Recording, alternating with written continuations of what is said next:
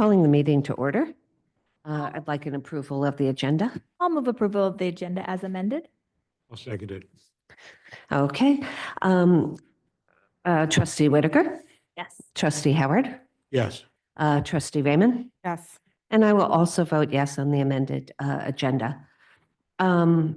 Is there any public comment regarding closed session items? No, there aren't any. So we are going to now recess.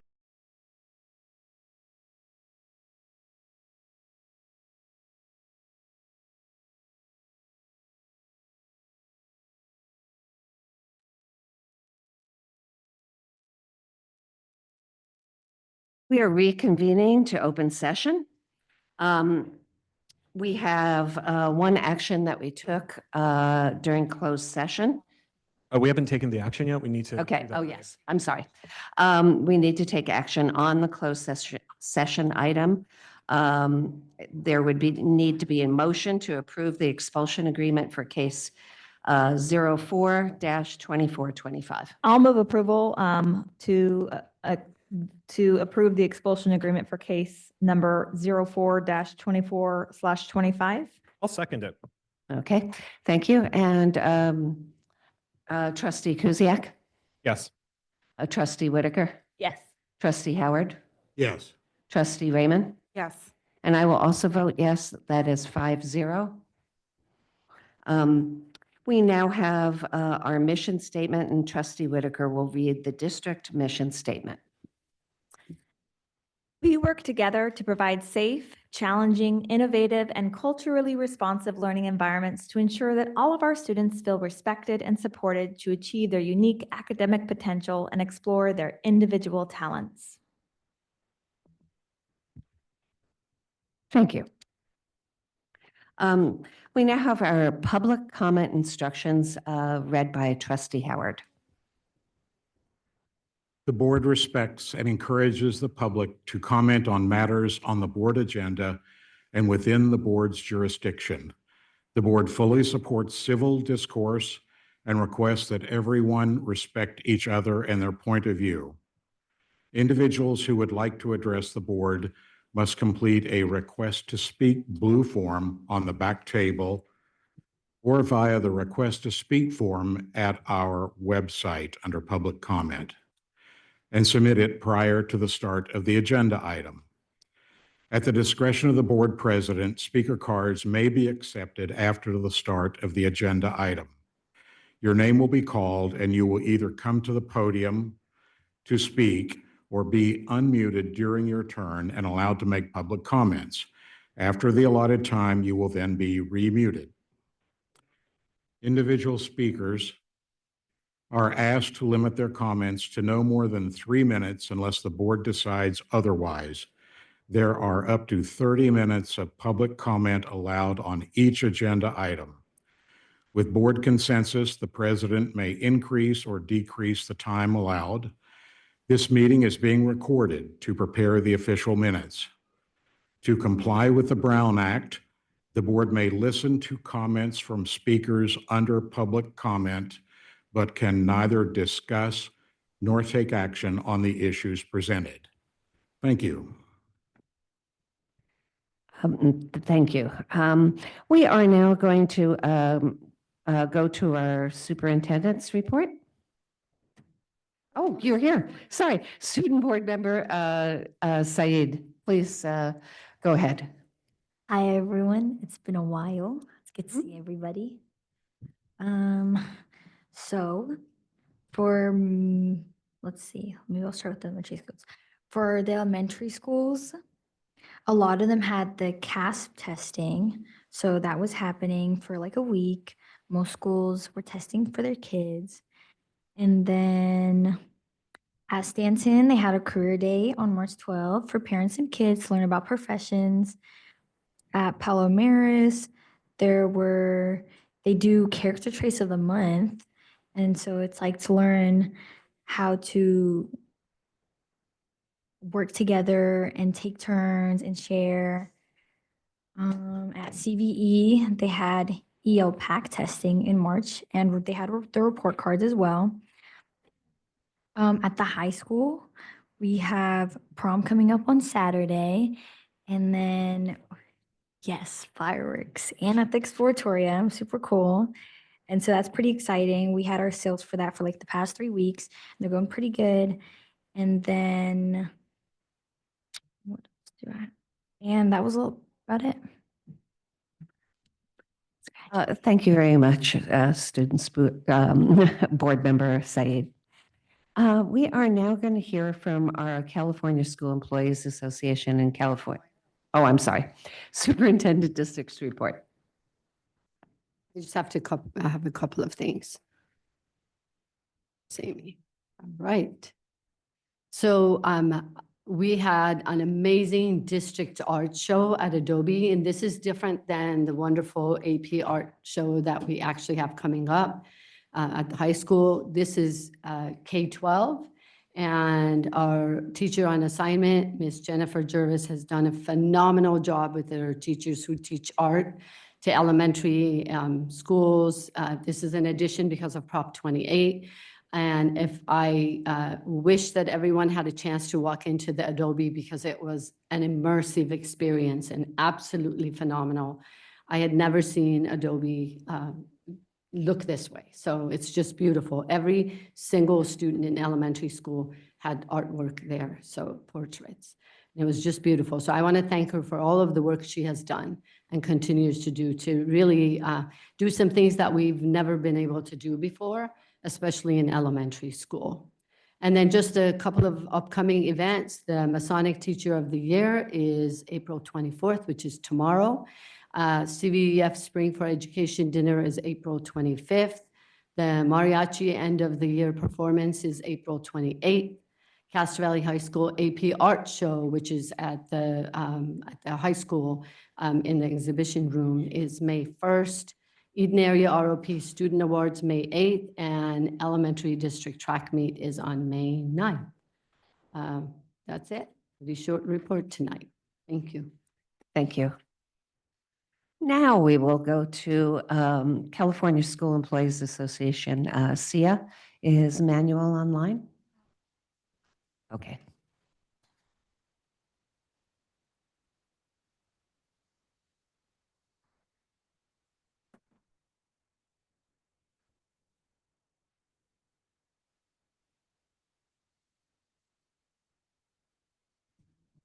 Hi, good afternoon. Thank you, Superintendent Amati and members of the board.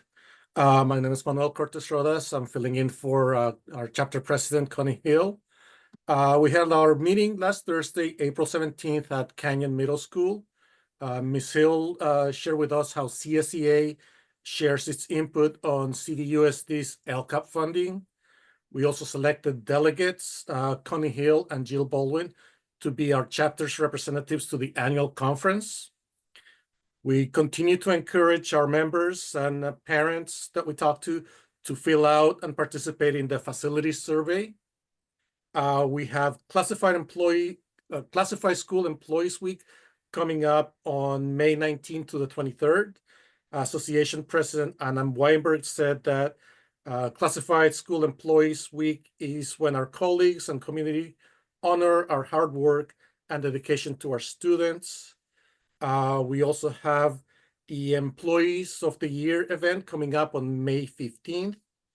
Our Chapter 52, our Castro Valley chapter, is awarding 4 $500 scholarships to members, their children, or grandchildren. Deadline for that is going to be May 16th. And I was actually fortunate enough to go visit the Adobe exhibit today with our students at Roy Johnson. And like Superintendent said, it's amazing. You walked in, the first thing you see is all the multicolors.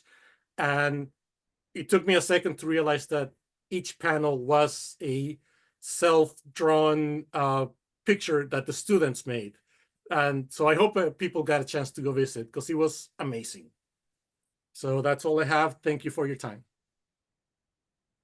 Thank you very much for your report. We are now going to go on to CVTA. And is Laura Sepulveda here?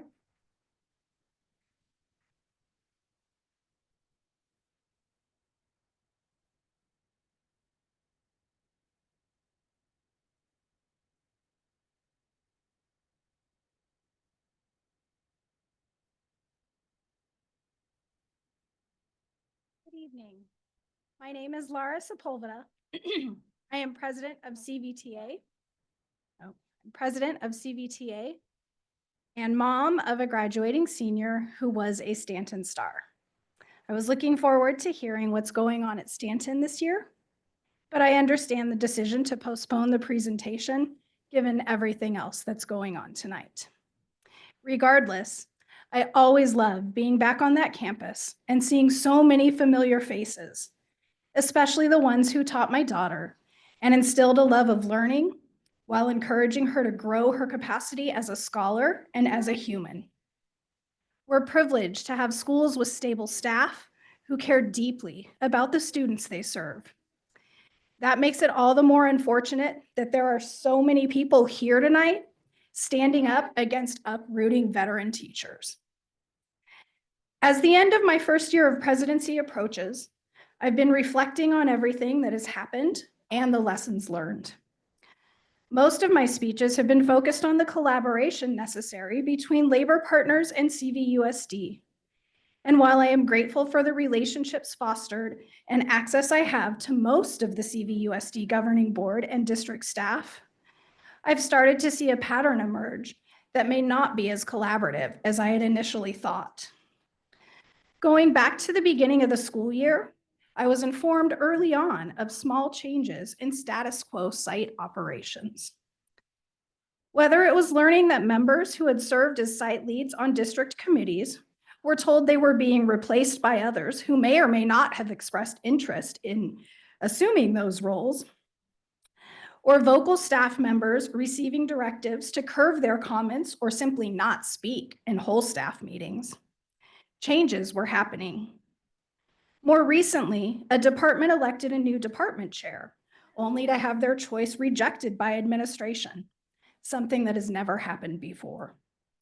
And of course, the most public-facing administrative decision, using involuntary transfer in an unprecedented way to remove 2 educators from Marshall due to not being a good fit with Marshall, including school culture.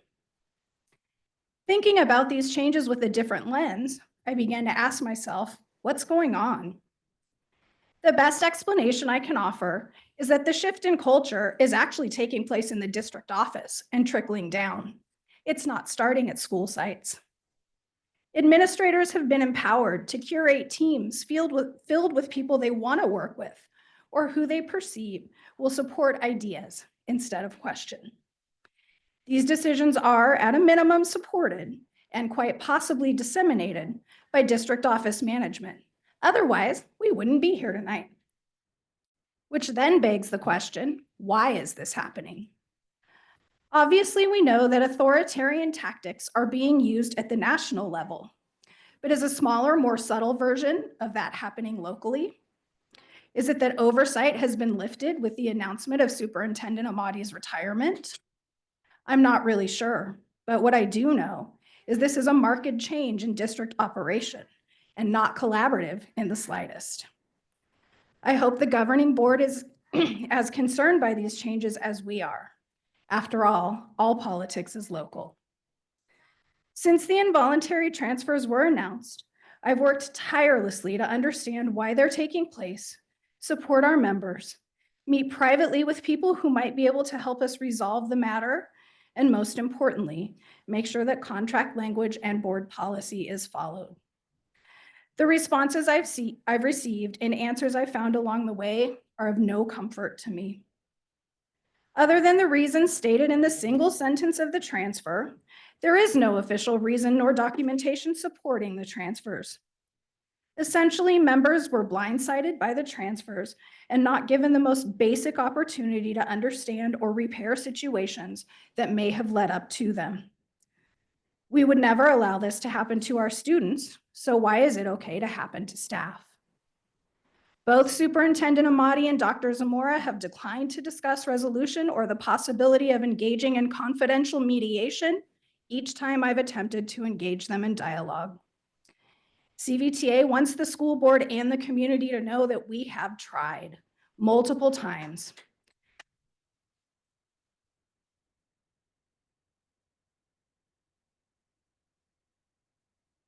It's frustrating, and it leaves most of us to wonder if it could happen to us too. Actions must be taken prior to drastic steps. We've heard from some that these transfers were years in the making, which should mean that there are years of supporting documents and attempts to facilitate conversations, directives given to change behavior, etc. Yet so far, there's no evidence of any of that. If the teachers being transferred are the cause of all the stress and division at Marshall, then certainly there have been complaints filed against them throughout the years. Of course, administrators would have reflected the need to improve collegial relationships on evaluation paperwork. Assuredly, there's record of attempts to facilitate the restorative practices CVUSD champions. There would certainly be lower level directives issued throughout the years to correct untoward or unprofessional behavior. We've asked for documentation leading up to the involuntary transfers, but thus far have not received anything. The community is watching. Our students are watching. We are supposed to practice what we preach to set an example for those who we are entrusted to educate. Do we teach our children that it is okay to jump to an extreme action without justification? To have zero expectation that one should repair harm? That it's acceptable to withhold information about a changing situation which will directly impact others? No, we can and we must do better.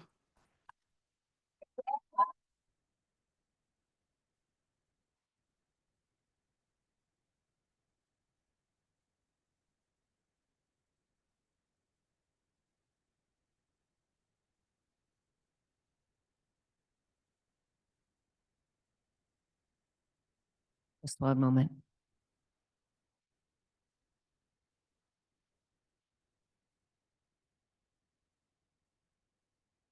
Plus that. Yeah.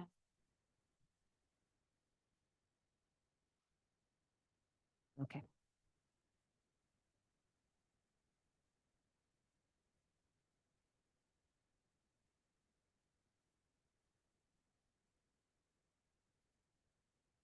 Oh, 32.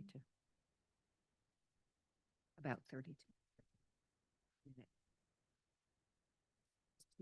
Okay, right, that's fine. All right. I have a comment that I would like to make before we do the public comment. So before we begin the public comment, I would like to offer some clarifying comments regarding meeting protocol for the group that is gathered here this evening.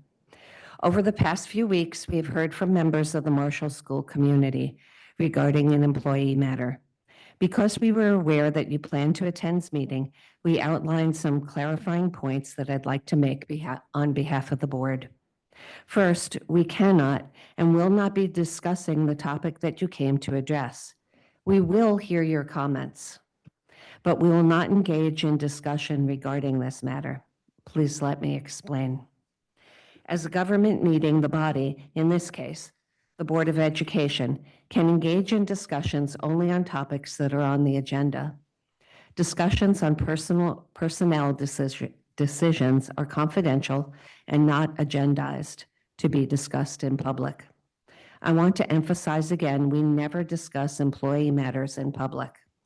For everyone here tonight who works in this district, please know that we are resolute in our commitment to honor your employment rights, which includes us never discussing personnel decisions publicly. Because we have requests from about 32 people to address the board for 30 minutes total for public comment on this topic, we will ask all speakers to limit their comments to 1 minute each. And I will be calling 3 speakers up at a time for efficiency. Finally, thank you for remembering that we conduct our meetings in a manner that models our students' civility and respect. Thank you.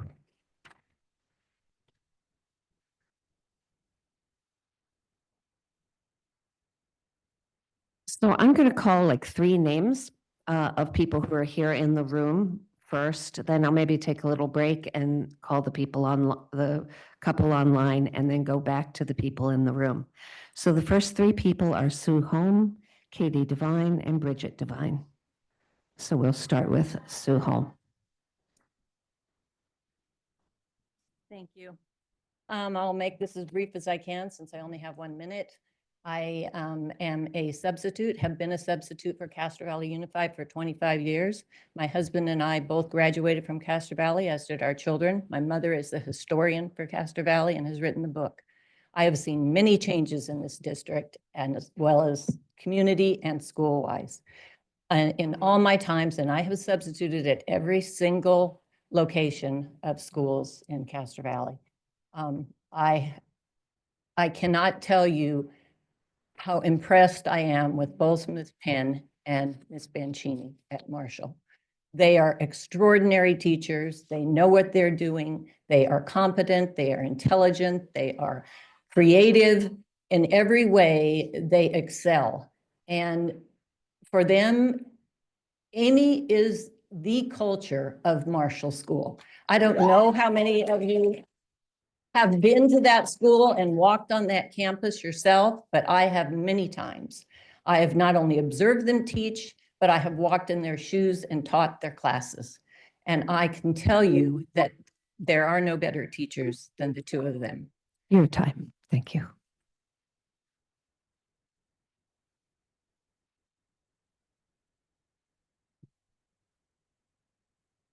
Hello. I had the honor of being placed at Marshall as a student teacher, where Amy served as my mentor. From the moment we began working together, Amy demonstrated a level of professionalism and commitment that far exceeded my expectations as a brand new teacher. She took the time to guide me, foster my development as a teacher, and instill in me her passion for education. It was through her mentorship that I fell in love with Marshall. And thanks to her unwavering support, I was fortunate enough to begin my teaching career here. And over the last 8 years, I've had the privilege of working now alongside of Amy as her teaching partner. Together, we've collaborated extensively, supporting one another in the classroom with a shared goal of providing the best possible education for our students.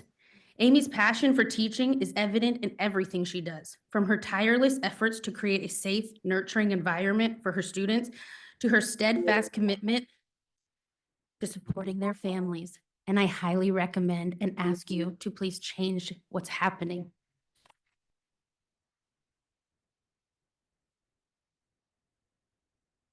Given the limited amount of time, I'll jump right in where Katie left off. Ms. Penn has mentored countless numbers of student teachers. At every opportunity, she mentors the next generation of educators. Her mentorship is instrumental in shaping teachers and who are both kind and firm, creating nurturing environments that are conducive to student learning, as demonstrated by the many students who have showed up this evening to inform you how enhanced their education is by being taught by Ms. Penn and Ms. Bianchini.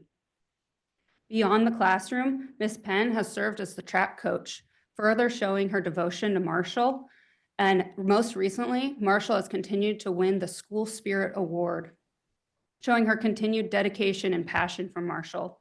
And beyond that, she teaches AVID to ensure these students are college ready at the mere age of 10. She is an asset to Marshall. Thank you.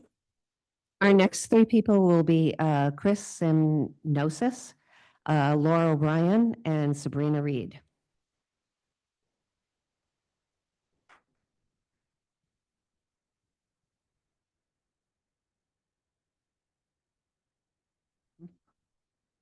If Chris is not here, Laura, you can go. Hi, I'm Laura O'Brien. I've been teaching at Castro Valley High School for 23 years. I also live in Castro Valley. 3 of our kids have gone through all Castro Valley schools, including Marshall. Our youngest was in Ms. Penn's class. Ms. Penn is an excellent teacher who holds all students to high standards. She's passionately supportive of all of her students.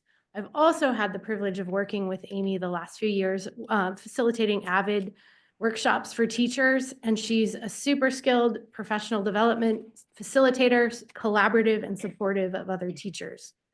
Our district's strategic directions use words like ongoing collaborative conversations and engaging all community voices.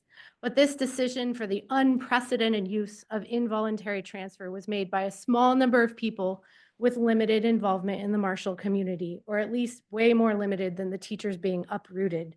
This represents a shift in culture in Castro Valley High School, or in Castro Valley Unified, towards more top-down silencing of dissent.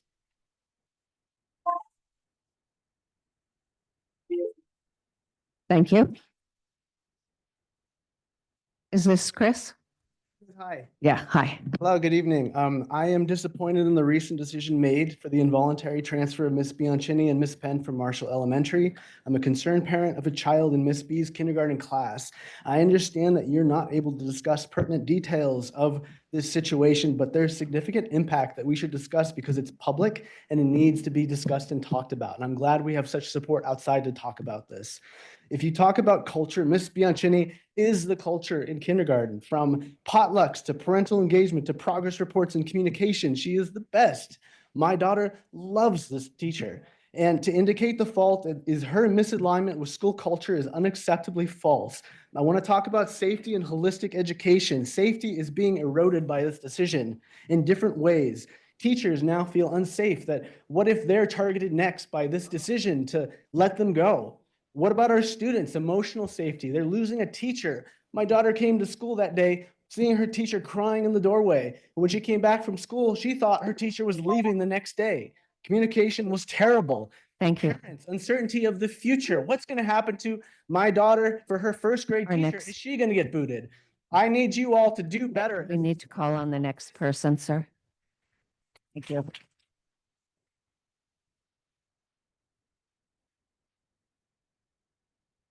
Hello, this is on behalf of Jamie Hora. Hello, dear board members. I am writing on behalf of my colleagues at Marshall Elementary School, Amy Penn and Hannah Bianchi. I have had the privilege of working alongside Miss Penn for 25 years, along with Miss Bianchi for the past 7. They are, without question, 2 of the most talented, hardworking, dedicated educators I have ever known. Both Miss Penn and Miss Bianchi are tireless advocates for their students and valued collaborative partners of our staff. Their commitment to excellence in education and unwavering support for the students and colleagues make them an integral part of Marshall Elementary's community. The students, families, and fellow educators at Marshall benefit immensely from their expertise, compensation, and leadership. Castro Valley Unified School District is fortunate to count them among its educators, and I sincerely hope they will continue to enrich the educational experience at Marshall for many years to come. I hate to say it, but it Okay. sounds like we have a case of really bad management at Marshall Elementary.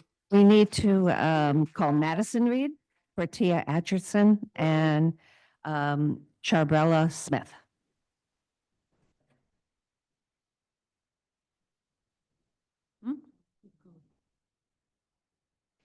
Are some of these people outside?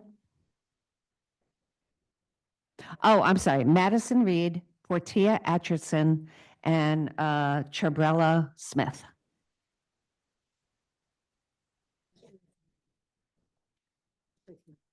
Portia, go ahead. We'll come back to Madison. Okay. Good evening. My name is Portia Atcherson, and I've been a counselor at CVHS for 7 years and currently serve as the CVTA treasurer. I stand before you to express concern over the recent involuntary transfers at Marshall, where the reasoning of not a good fit for the community raises serious questions. Such a move feels more punitive than restorative. In professional settings, we should address differences through open dialogue and collaboration. Yet this transfer seems to have bypassed this approach entirely. Not only does it violate Board Policy 4000, which governs personnel matters, including transfers, but it also sets a troubling precedent. The irresponsible use of involuntary transfers risks putting all of us in jeopardy, creating an environment where differing viewpoints might be silenced. Ironically, despite the district's focus on evaluating BIPOC evaluators and making BIPOC students and families feel more comfortable to CVUSD community. We need to call The the two next teachers person, being please. transferred also happen to be Atcherson. BIPOC.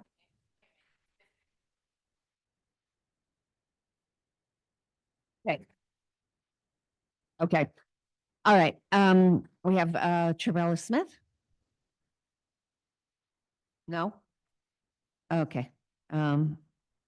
We have Gabrielle Penwell, Kathy Shadell. Oh, wait a minute. Kathy is online. Let me just call 3 people in the room. So then it'll be Charles Reynes and Kathleen Golson.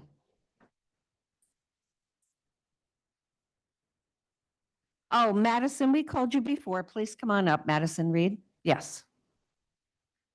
Hi, I'm Madison Reed, and I'm going to be talking for myself because I am a Marshall student and I had Miss Penn for 5th grade. And this is just heartbreaking news to see how one of my favorite teachers who made such an impact on my 5th grade and whole elementary school year from being to the track team just because of her.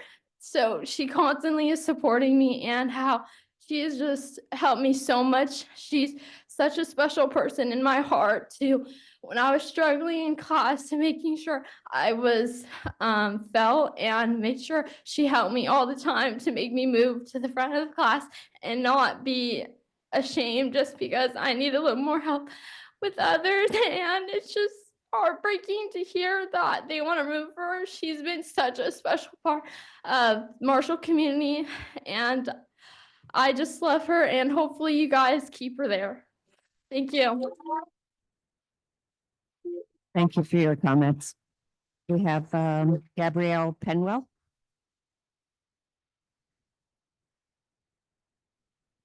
Is this Charles? Charles, go ahead. I'm Charles Reness. I'm a former science specialist, Castro Valley Teacher of the Year, Presidential Award winner, and I have never met a finer teacher than Miss Penn. One of the things I think we need to understand is that last year, Marshall had 74% of their students score proficient or better, meeting standards or exceeding standards. That's amazing. 47%, I believe that's right, 48% exceeded standards. Now, she works with, Katie Devine, Cheryl Herring. She does the science. She takes Miss Herring's class and she works closely with Katie Devine. When you look at economically disadvantaged students at Marshall, 72% are proficient or better, with 41%. Those are outstanding scores. And so I don't understand this except, nobody ever asked me why a California Teacher of the Year resigned. Okay? Okay, thank you for your policy of comments. This district. Thank you that very pushed much, me out. Charles. Catherine Golson.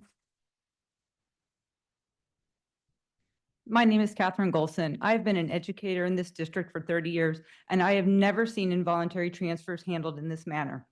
When a teacher is deemed not a good fit and moved to another site, it echoes the current national climate. If you don't align with the administration, you are pushed aside.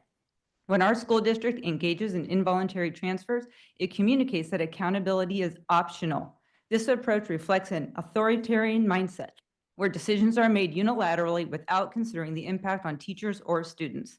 It also disrupts the continuity that students rely on for their learning. Instead of taking this route, we should prioritize supporting a site with mentorship. If there are issues, they need to be addressed transparently rather than being swept under the rug. We should not mimic the top-down mandates of an authoritarian. Education is too important, and our children deserve a system that operates without fear or secrecy. What has led to this administration in our district feeling empowered to take such actions? This shift has created a chilling effect on the morale of many teachers who now fear that speaking out or disagreeing with an administrator could result in retribution. I do not want to see our district go down this path. Please reconsider. Okay. Our next 2 people will be, unless they're, did I already call your names? Okay. Please go ahead, say your name so I know. My name's Lotu Alika, and I've been here at Marshall Elementary since kindergarten. I believe that Miss Penn should stay here at Marshall Elementary. She has been working hard and being a kind soul to our school. Okay, my name is Gabriella Pennywell, and I believe that Miss Bianchini should stay because she has been such a delightful person to this community of our school. And she always does the most for people, even though some people is usually absent, and they even when they get hurt, that she helps them be a better person. Thank you. We're going to call the two people who are on Zoom now, online, and that's Kathy Shadell and Vanessa Comfort. Okay.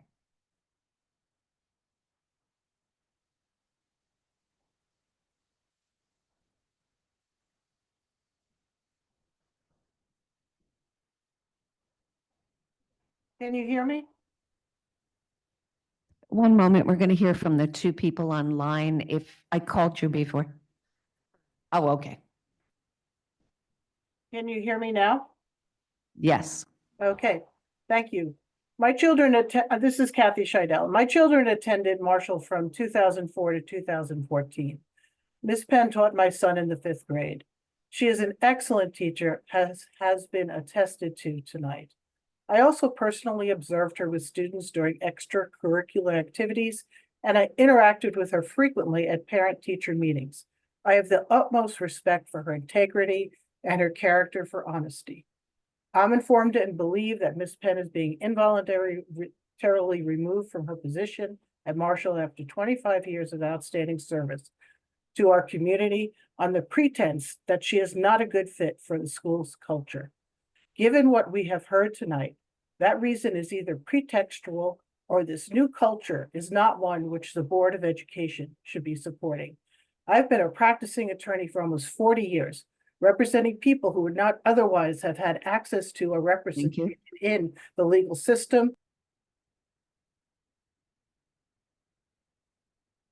We're looking now for Vanessa Comfort online. Oh, you're here in person? Okay, go ahead. My name is Vanessa Comfort, and I've been a Marshall parent for 6 years now. My daughters are in the 3rd and 5th grade. Miss Bianchini was the very teacher we ever had in the first experience that my kids had with school. As I'm sure you can all count down, that was during COVID. And you cannot find a more gracious, loving, kind, caring, supportive, wonderful teacher than Henna Bianchini and Miss Penn with her. And if those teachers all of a sudden don't fit the culture of a school we have been at 6 years, when they have so much learning experience and things to give to our children, I don't want to be a part of that culture. And it's really disappointing to see that this is the sudden decision that has come up from a lack of transparency and a lack of honesty and from such integrity with these teachers. Thank you. Thank you. Our next three speakers will be Cheryl Herring, Dale Ruse, and James Bond. Or Bone. Good evening. Can you hear me? Yeah. I'm here to respectfully urge you to please reconsider and rescind the transfers of Ms. Henna Bianchini and Ms. Amy Penn. It is not just about moving a teacher from one building to another. It's about the potential loss of people who are truly exceptional, both in and outside of the classroom. On a more personal note and close to home is that I have been Ms. Penn's teaching partner for 13 years. Ms. Penn is not just a teacher, but an integral part of our school's culture. She consistently goes above and beyond the call of duty, creating a classroom environment where every student feels seen, heard, and valued. Her student-centered approach is not only effective, but inspiring. The impact on student engagement and academic growth speaks for itself. Beyond the classroom, Ms. Penn is a collaborative leader, whether it's helping teachers learn new strategies, leading district initiatives, strengthening our AVID school-wide program, or just giving advice and emotional support to students, and also mentoring of new student teachers. She is a cultivating force. Thank you. Dale Ruse.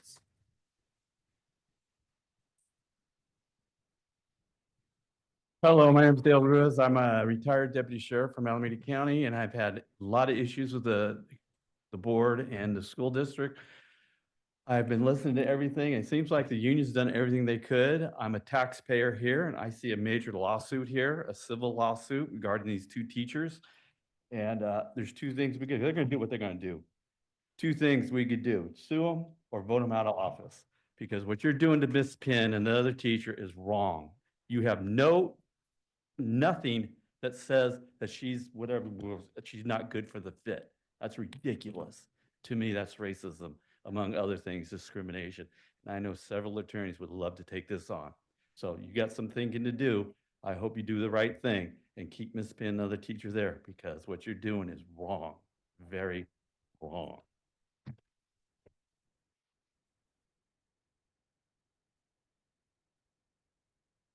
Next, James, yes, go ahead.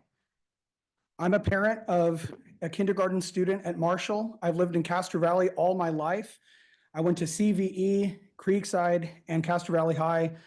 I'm seeing things in our district that I've never seen before. My daughter's teacher was unfortunately diagnosed with an illness and went out on leave. And over 3 months, there was no communication from Marshall's administration about future plans for Miss Zora's class. Subs were removed in the middle of class and sent back in crying. 30-year substitutes were fired, and 2 teachers are being involuntarily transferred for standing up to injustice. What about the students? Isn't their education the most important thing? Why are personnel matters spilling over into student education? I'm deeply concerned about the culture of Marshall and whatever that means. I was brutally bullied in my time as a student at Creekside. And as a parent, I will not stand for bullying by an administration that allows it or bullying teachers. I will not stand Thank you for as a parent for a Mark district that Maladnich bullies its is teachers. next. Philip Gonsalves, Linda Block.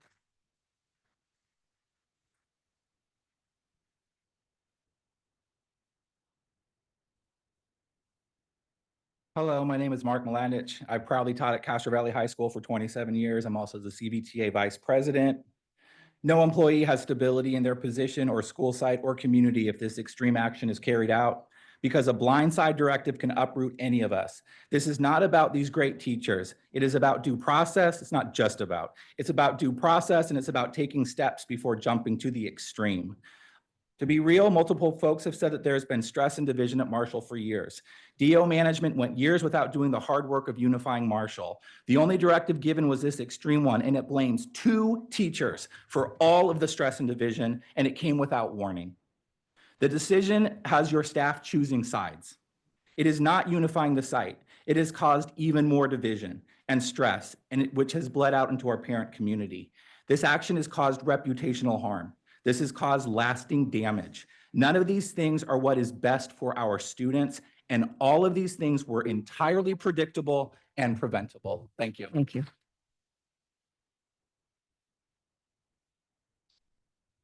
Philip Gonsalves.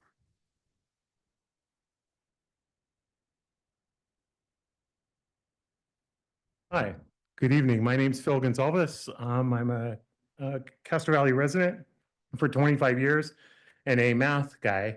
I met Parveen in Fremont and in Pleasanton, Nia in West Contra Costa. So if Amy Penn, I met her in 2002 when I was doing professional development here in Castro Valley. I was the math coordinator for Alameda County Office of Ed. She was so outstanding that we worked with the district administration to hire her on loan as a county coach. She was a county math coach, served hundreds of teachers. Nia remembers her from Saturday sessions in West Contra Costa, where the teachers were begging to get into her situation. If Amy is, after 25 years of being in Marshall, is no longer culturally a fit, then you have bigger problems. The Castro Valley community expects and deserves leadership that values integrity, accountability, and fairness. We demand that you act Thank you, Mr. Gonsalves. Linda Block. Thank you. I would encourage you all to go outside and speak to the community members.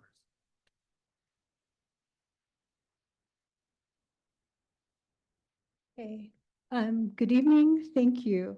I have been a colleague and a friend of Amy Penn's for the past 25 years. Since I have a minute, I'm going to read just a piece of what I wrote.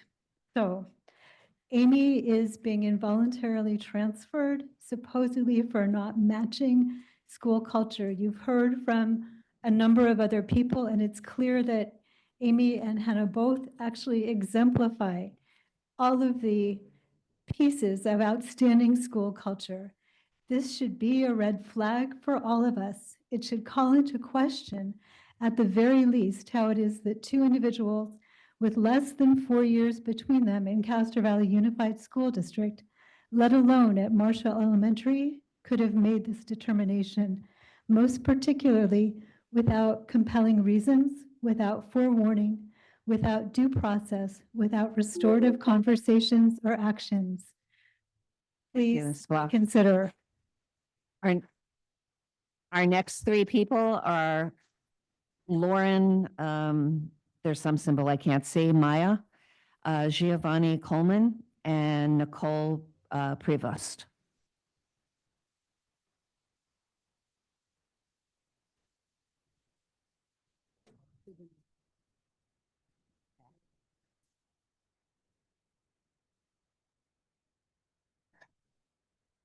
Okay. After that is going to be Manny Sue, Jared Cosens, and Michelle Roos. This on? All right, good evening, everyone. I had a long speech kind of prepared because I'm speaking about a good friend of mine, my math sister, Amy Penn. And I just want to say I'm disgusted at what it takes to get her to stay at Marshall because it shouldn't have come to this tonight. You have a principal who is bullying and intimidating and harassing teachers. I need you to go to Marshall and do your job. I need your HR department to do their job because this is unacceptable. Amy is not just a teacher, she's a part of this community. When we were walking over here, you should have seen how many families are in tears right now because of the decision that you guys are allowing to happen. Your HR department, do your job. Visit Marshall. See what's really happening there with this principal, please, because it's not all that you think it is. So go out there, talk to the community members, talk to the students. Thank you. Thank you. Giovanni Coleman.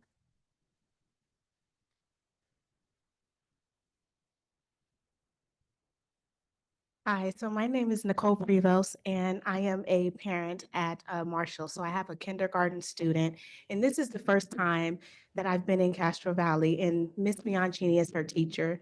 And it's important to know that she's been such a light for my daughter. She's been having a lot of integrity when it comes to education.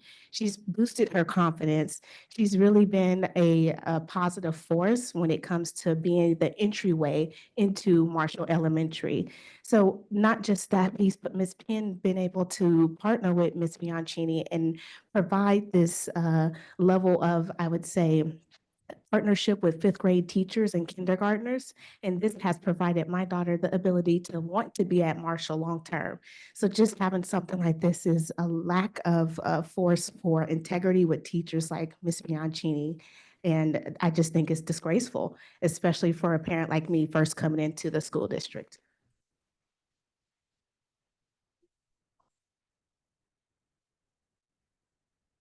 Is Giovanni Coleman here?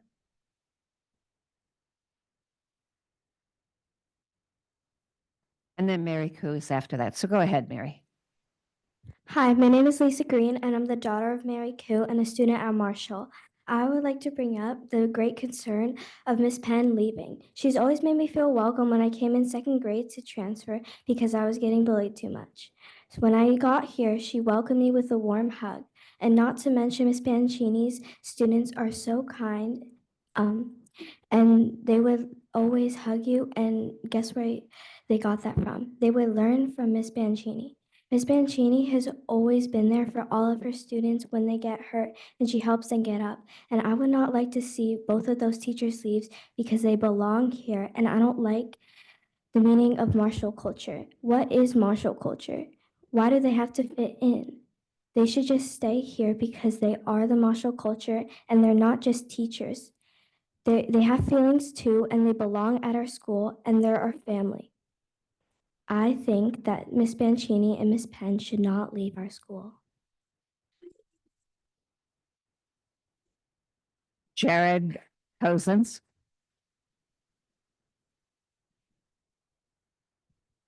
Hi, my name is Jared. I'm a parent here at Marshall. Both of my kids have had the pleasure of learning from Miss Bianchini.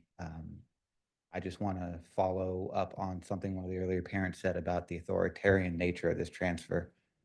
These teachers were offered no level of due process, no ability to speak up for their concern about being transferred. They're being sent to other schools with very little opportunity to defend themselves like they deserve. Not to mention the fact that if this is truly about the culture here at Marshall, choosing to remove them with no due process, with no transparency to the community, with which you are responsible for serving as elected representatives of this district, is absolutely untenable. They deserve their chance to be heard. They deserve their chance to fight for their chance to stay here at this school. But moreover, they should not be removed in the first place if we have no idea what they're even being removed for. It is absolutely unacceptable they're being treated in this way, and the impact on these children is absolutely devastating. Please rethink your decision. Okay, do we have, our next three are Michelle Ruiz, Cindy Vo, and Samantha Yee.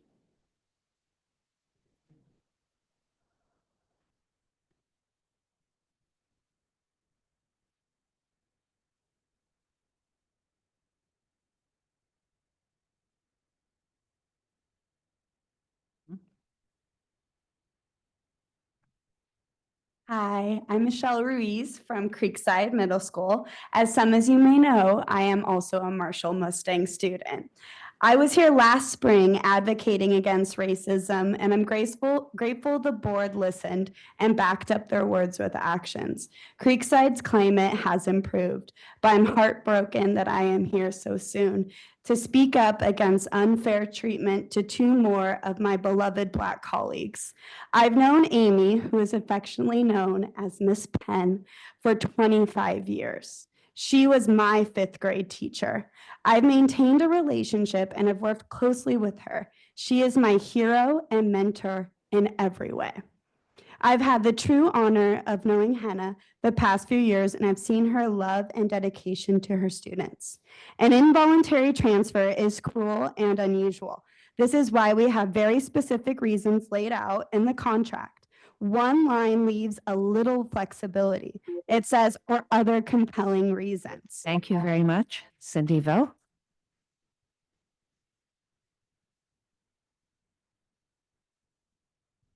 Hi, everyone. My name is Cindy Vo. I'm a parent here at Castro Valley Unified School District. This is my first year at Marshall, and it's been wonderful because of Ms. Bencini. Ms. Bencini has been the gateway for my daughter here, and she's been helping her every step of the way for her development, her growth, and she's been very kind and passionate. You can tell she really cares about the student. It would be such a loss for her to move on to another school or this involuntary transfer, because the morale of the school, I can tell it will be affected by this transfer. As you can tell, they're very rooted. Ms. Penn and Ms. Bichini are very rooted in this community. I witnessed in the past with parents, returning parents, volunteering their service just to help out Ms. Bichini because of all the impact she has. Yeah, that's all. Thank you so much, and please reconsider.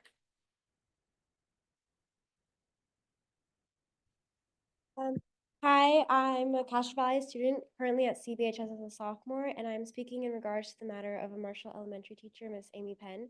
She was my 4th and 5th grade teacher, and I can still remember how great of a person and influence she was on me, as well as the Marshall community. She taught me life lessons that I carry in my heart to this day. She taught me how to love learning and to work hard in every aspect of my life. I learned how to better myself in mathematics, English, and science, but also enjoy them. I know it's pretty rare for students these days to say that they enjoyed learning, but because of Miss Penn, I am proud to say that I do. Not only did she expand my knowledge, but she was also a giving teacher. She often stayed after school to provide homework help to the students who needed it. She was strict when she needed to be, but was kind and approachable. She poured her heart into her students, and it shows. Her love and hard work has contributed to improvement in her students' lives. Miss Penn is a good friend and a great influence, and this is why I implore you to please reconsider your decision to replace her. She's worked hard at Marshall for 25 years and deserves better. When I think of Marshall, I think of Miss Penn. Without her, I know the community there would only go downhill. Thank you for taking my words into consideration. Thank you. Our last 4 speakers are Carol Mahar. Well, there are 2 people listed on this one piece of paper.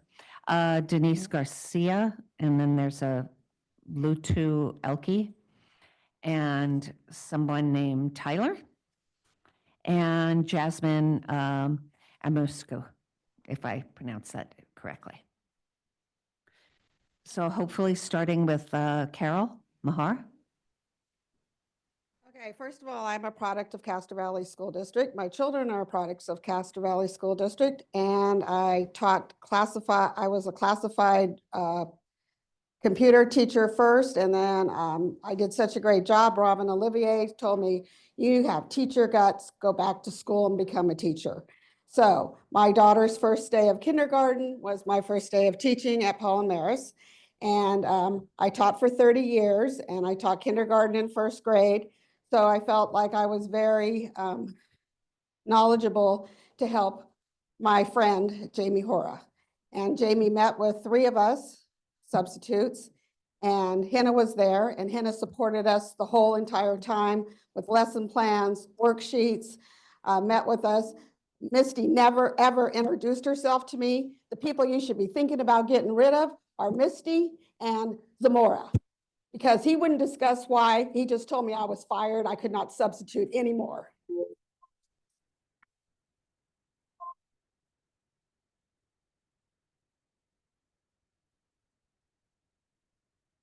Is this Denise? Yes, okay, Garcia and Lulu. Okay, so I'm here to be the voice for everybody outside, the kids, the parents. Shame on you, on whoever wanted these teachers to leave the school. You guys are gonna bring somebody else in that I'm sure is not gonna treat the kids like these teachers do. So whoever was part of this on wanting them to leave, shame on you. Karma is real. You guys are gonna get what's coming, whoever was a part of this. We are here for the kids and they need to stay. Save our teachers. Save our teachers. Save our teachers. And you guys are not gonna cut me off. You guys are gonna listen. We're here for the kids. Save our teachers. Save our teachers. Save our teachers. Save our teachers. Shame on you. Shame on everybody who was part of this. Miss Penn and Miss Beninchini, we are here for you. Save our teachers. Thank you for your comments. Tyler? Tyler graciously gave me his time because I signed up last night and for some reason it didn't go through. My name is Suzanne Green-Curiel. I'm a 4th grade teacher at Marshall Elementary and I've been here for 8 years. Mine will be quick and hopefully can say something. Involuntary transfers based on no process and no procedure create an environment of fear and forced silence. When administration has a trump card in their back pocket to get rid of teachers they don't see eye to eye with, students lose. Gone are the innovations of teachers who don't accept status quo methodologies and results. Want to keep your job? Keep silent and keep with the program dictated from above. Gone are the advocates and allies who speak up for our marginalized students to ensure all feel safe and welcomed on our campuses. Want to keep your job? Keep silent and keep with the program dictated from above. Gone are the educators who push for more for the ones that need it the most. Want to keep your job? Keep silent and keep with the program dictated from above. Teachers need the security to be able to speak truth to power and to speak for all those who can't speak for themselves. Fear and silence are not the hallmarks of a thriving community. They suffocate dissent, advocacy, and progress. This will be the result of allowing these involuntary transfers to go forward. Our students deserve more. Thank you very much. Jasmine as Mezuka. Jasmine? Hi, my name is Jasmine Amezcua. I had the immense pleasure of having Miss Penn as my 5th grade teacher. Thanks to her mentorship and support, I am now going to be graduating from UC Berkeley with a bachelor's in mathematics and a minor in Cal Teach. To imagine that Miss Penn does not fit the Marshall Elementary School culture is truly unimaginable. Marshall's website says, Marshall Elementary, a community of avid learners where all means all. If Miss Penn is not the direct representation of these values, I'm not sure who is. As a queer Latina woman in STEM, At one of the top universities in the world, I've had far too many experiences with the lack of representation in STEM. I should not have to argue to a board of education about the importance of representation in STEM fields. It is because of Ms. Penn that I have decided to become a teacher to be that representation for minority students in the future. Moving her to another school would be a huge loss for minority students attending Marshall.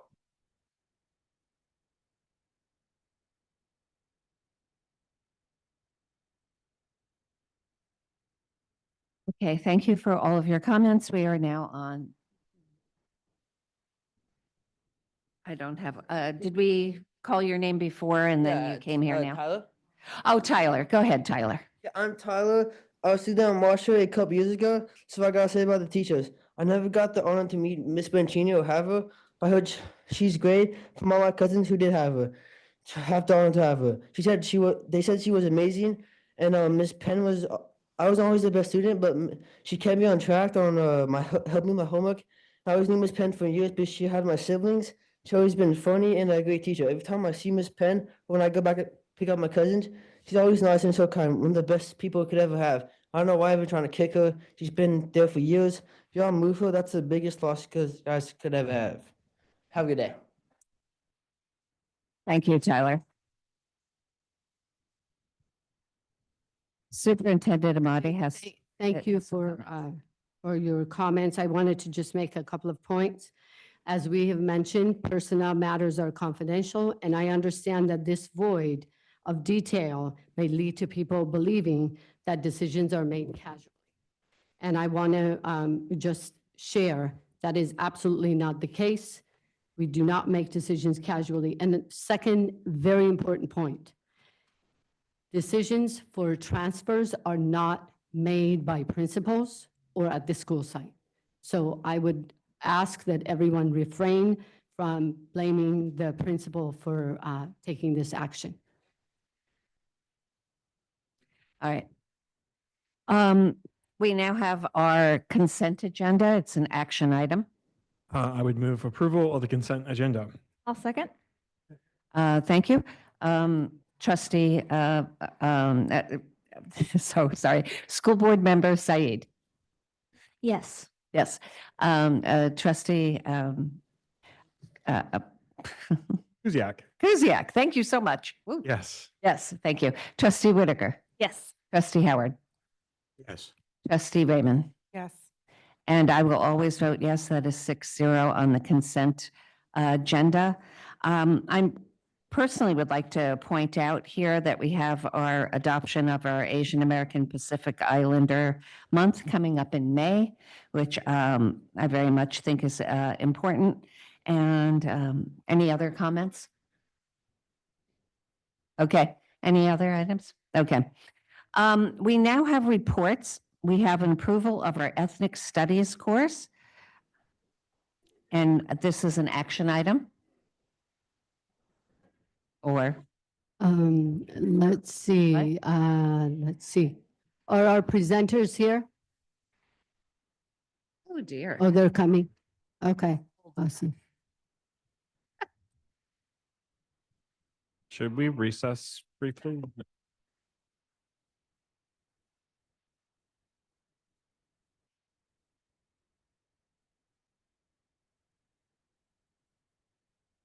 We have a presentation then. Yeah, she's coming.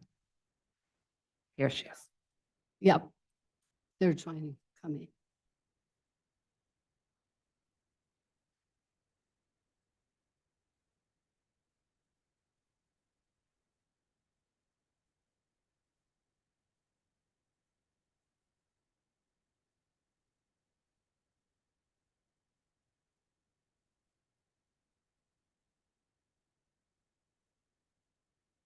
Miss Maher, Miss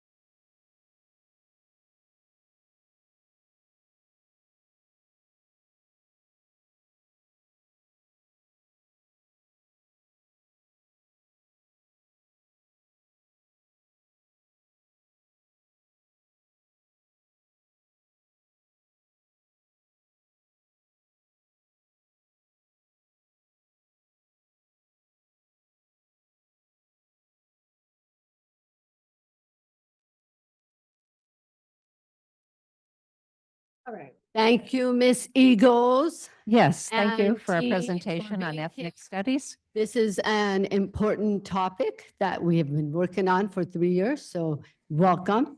Thank you. So hello, board members and the cabinet, as well as those from the community who are here. We are talking about ethnic studies today. And yes, this has been a 3-year process. So I'm going to go ahead and begin. I'm Jaleesa Eagles, the Diversity, Equity, and Inclusion Coordinator. And as you see on our slides, we start with no history, no self, no history, no self. This is a common ethnic studies saying, because ethnic studies is really about helping students that don't often see themselves in the curriculum, or if they do see themselves in the curriculum, it is in a way that is distorted. So we have worked really hard, our teachers in particular, to create the curriculum that we're asking you to approve tonight. So it is very much an ethnic studies thing to be aware of the land that we are on. And so we acknowledge that CVUSD is on Indigenous land, that specifically of the Chochenyo Ohlone speaking peoples. We acknowledge their current struggles and honor their legacy.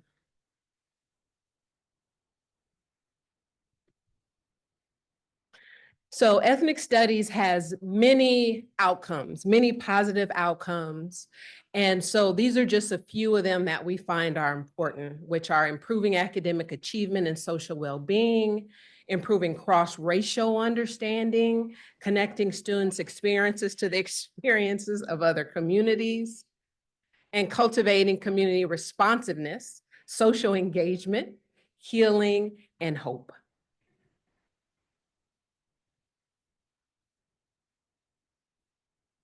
So this is a timeline of the work that we've done in the last 3 years. Starting spring of 2022, we had community meetings, specifically with our affinity groups, racial and ethnic affinity groups, to think about what are some of the things that were missing in their education and what are some of the things they want to see actually in ethnic studies. And so we met in the spring of 2022. From that, we ended up creating what's called as SCAC, which is the Ethnic Studies Community Advisory Committee. We also hired our Ethnic Studies TOSA, which you'll hear from a little bit later. We also had fall and summer professional development and also curriculum development started at that time. Year 2 of SCAC was 2023-24, continued professional development, curriculum development. Many of our students actually went to San Francisco State and completed the certificate program in ethnic studies to prepare them to teach it as well as to help inform them as they created the curriculum. And we started the 9th grade pilot. So there were some teachers that created the curriculum that were piloting lessons in their classrooms.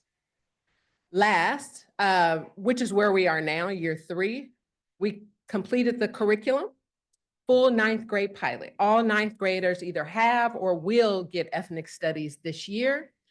The ethnic studies TOSA for the high school will also be speaking with you a little bit later. So that was a new hire as well. And the course was already A to G approved. So we are well on our way. So I talked a little bit about our Ethnic Studies Curriculum Advisory Committee. So this is a committee that was created in order to be responsive to our community as we created this curriculum. So they, Too much. I talk pretty loudly, stand here. So they created and reviewed surveys. It was important to us that we continually heard back from our students, from our parents. How's it going? What do you think about what you're learning? What do you feel like we're missing? So that's something that we have done for the last 3 years. You're going to see a little bit of that data later. They also reviewed course outlines, gave feedback and input on the curriculum. So this was just a regular thing. It wasn't something that was mandated by AB 101, but it was something that we felt like was important. And so we continued to do all 3 years. So these are some of the folks that were on our SCAC committee, and you'll see that not only were they diverse racially. They were very diverse in terms of their positions. So I was a part of it. Our teachers on special assignment were a part of it. We also had Tyson Amir, who is one of our partners. We had college professors. We had parents, community members, students. So it was a pretty diverse committee that's been looking at this curriculum for ethnic studies. So I would be remiss in not being very clear about who created this curriculum from scratch, which is a huge feat, which was a huge feat for them. And so those teachers are Brittany Brown, Paolo Espiritu, Yvonne Garcia, Jenny Sitkin, all with the support of Chrissy Emmons. The curriculum is extraordinary. You all have the course outline with some of the details of the course in front of you. So when you get a chance, what will be in front of you. So when you get a chance, please look through it. It is an extraordinary curriculum that they created. So now we're going to have Chrissy Emmons talk with you a little bit about what is in front of you and speak to the main themes. Hi, good evening.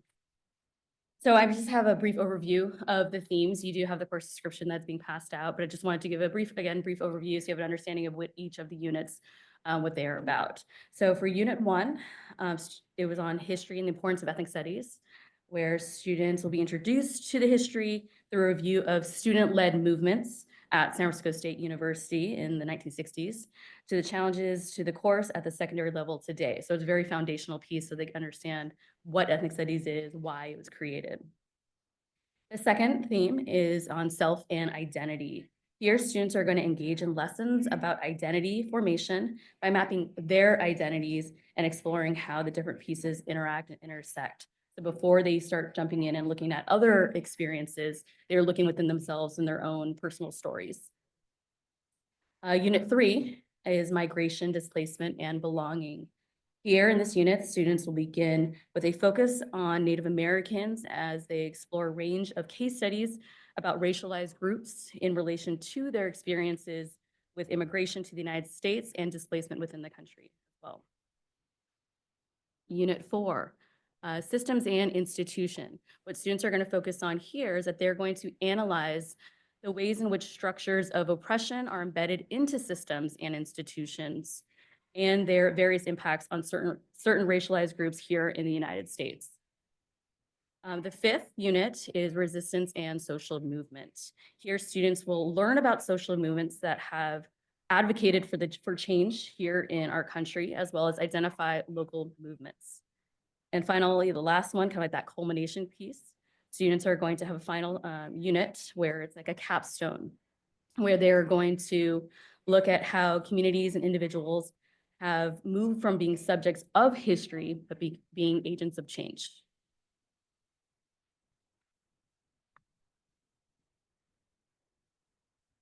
And the next thing we're going to look at, as Ms. Eagles presented, that in working with SCAC, we had created surveys throughout the last couple of years to get some understanding and informative pieces to help guide in the development of the curriculum. Again, as Ms. Eagles mentioned, is created from scratch. And so we wanted to really make sure that the curriculum that was created was meaningful and intentional to Castro Valley Unified.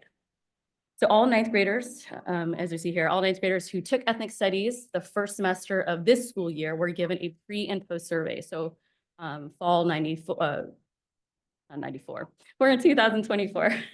Fall 2024, they received a pre and a post. And so here, and this is just a snapshot.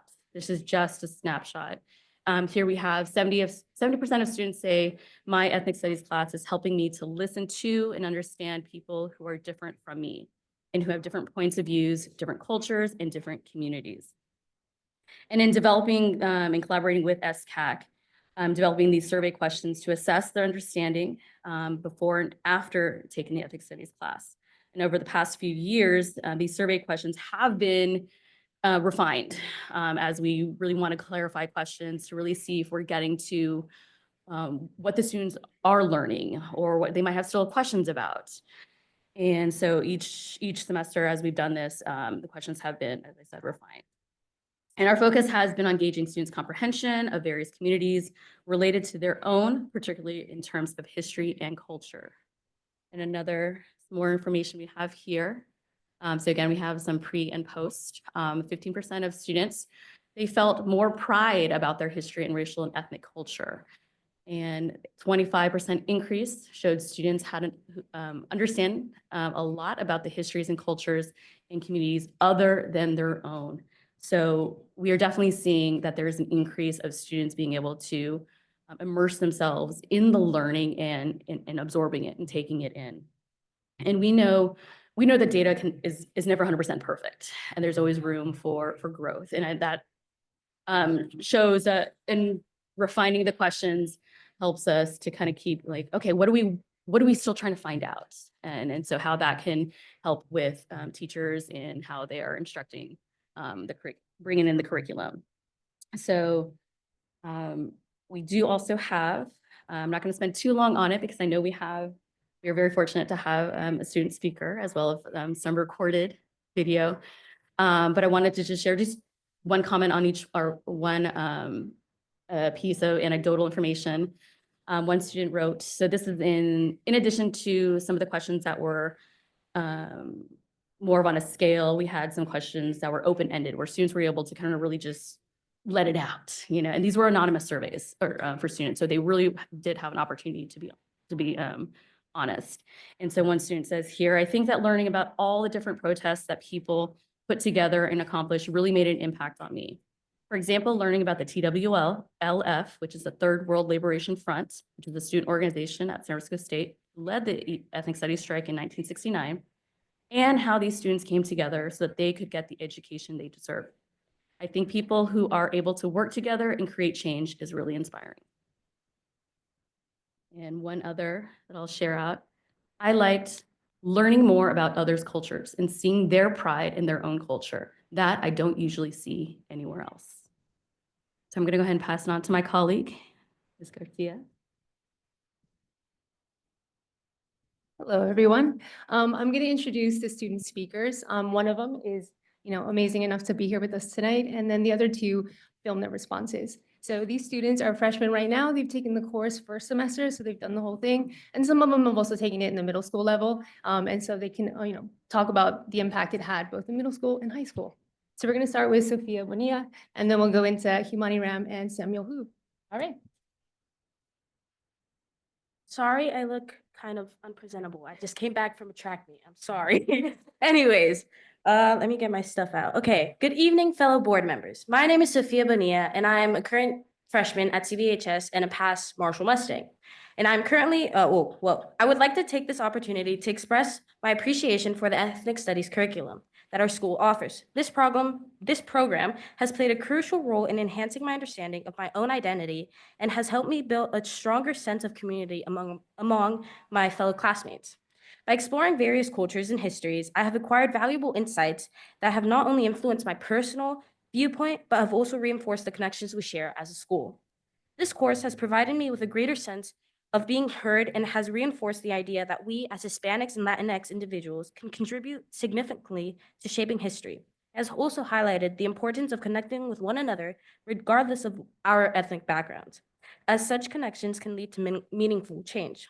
For instance, learning about the SFSU protests from 1968 has deepened my appreciation for the struggle students have had to endure. Without their activism, we would not be here today and discussing the value of this class and and the impact of U.S. history. Thank you for your attention.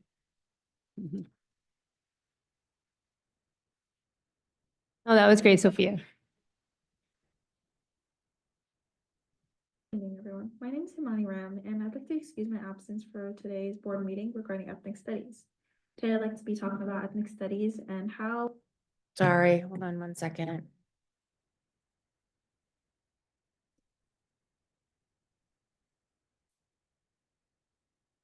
Good evening, everyone. My name is Humani Ram, and I'd like to excuse my absence for today's board meeting regarding ethnic studies. Today, I'd like to be talking about ethnic studies and how, as first year student at Castro Valley High School, a ninth grader currently.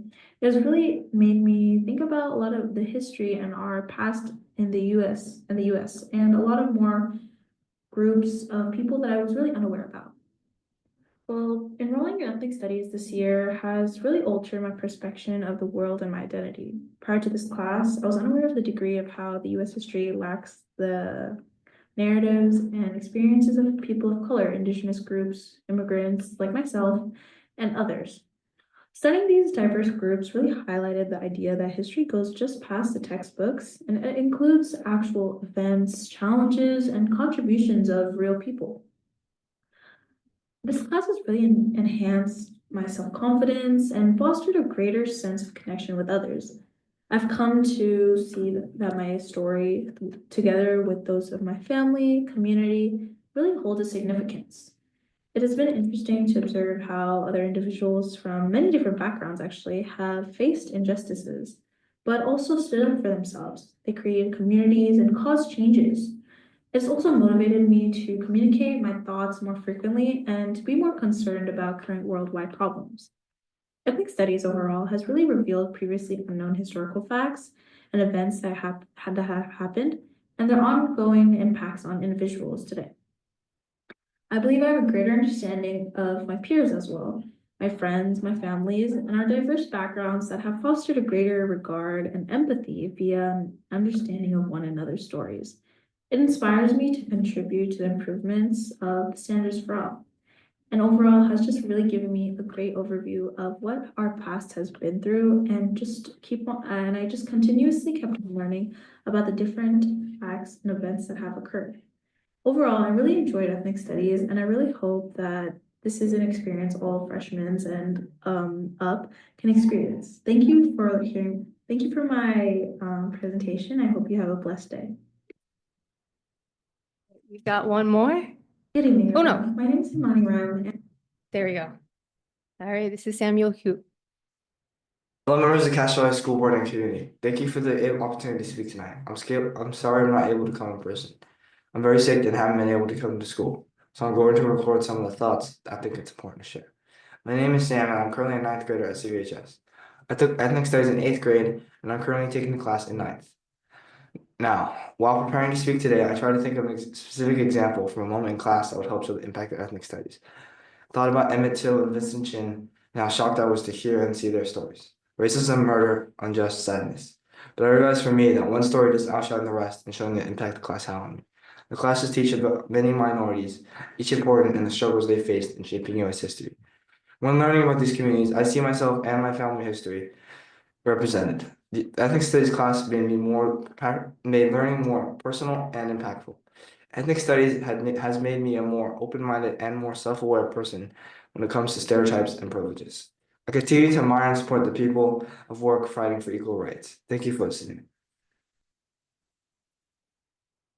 All right. Hello. Nope, okay. I'm just going to show you some of the student work from last year's pilot and then just, this year's current semester. These assignments and projects work around, self-expression, but also work around showing how the kids can, express their opinions. A lot of these are also challenging. It expects some rigor. It expects also some collaboration. They work on these with classmates. So the first one you see here, it's called the Tree of Life. It's one of the first ones we do when they explore identity, and it's a way that they can show who they are, right? It shows not just who they are now, but who they were in the past and the roots. So you got the roots of the tree, shows who they are. And then you can see the branches, and sometimes there's fruit, right? You can kind of see an apple there. So this is something that helps them just explore who they are and the multiple identities they carry with them. The class has a lot of vocabulary, so you can see as well. These two vocab squares, vocab is a big thing, but also exploring it, discovering it, expressing it. So there are multiple ways they can show, not just a definition, it's imagery, but also a personal connection. For a lot of these, students, some of these words are new for them, but also within the context how they're properly used. All right. Here we have a position poster. We look at a lot of case studies, and so one of them looked at the Dakota Access Pipeline and just Native American land rights. And so after looking at it, looking at multiple perspectives, and the kids were able to show their point of view. And so you can see, testing, okay.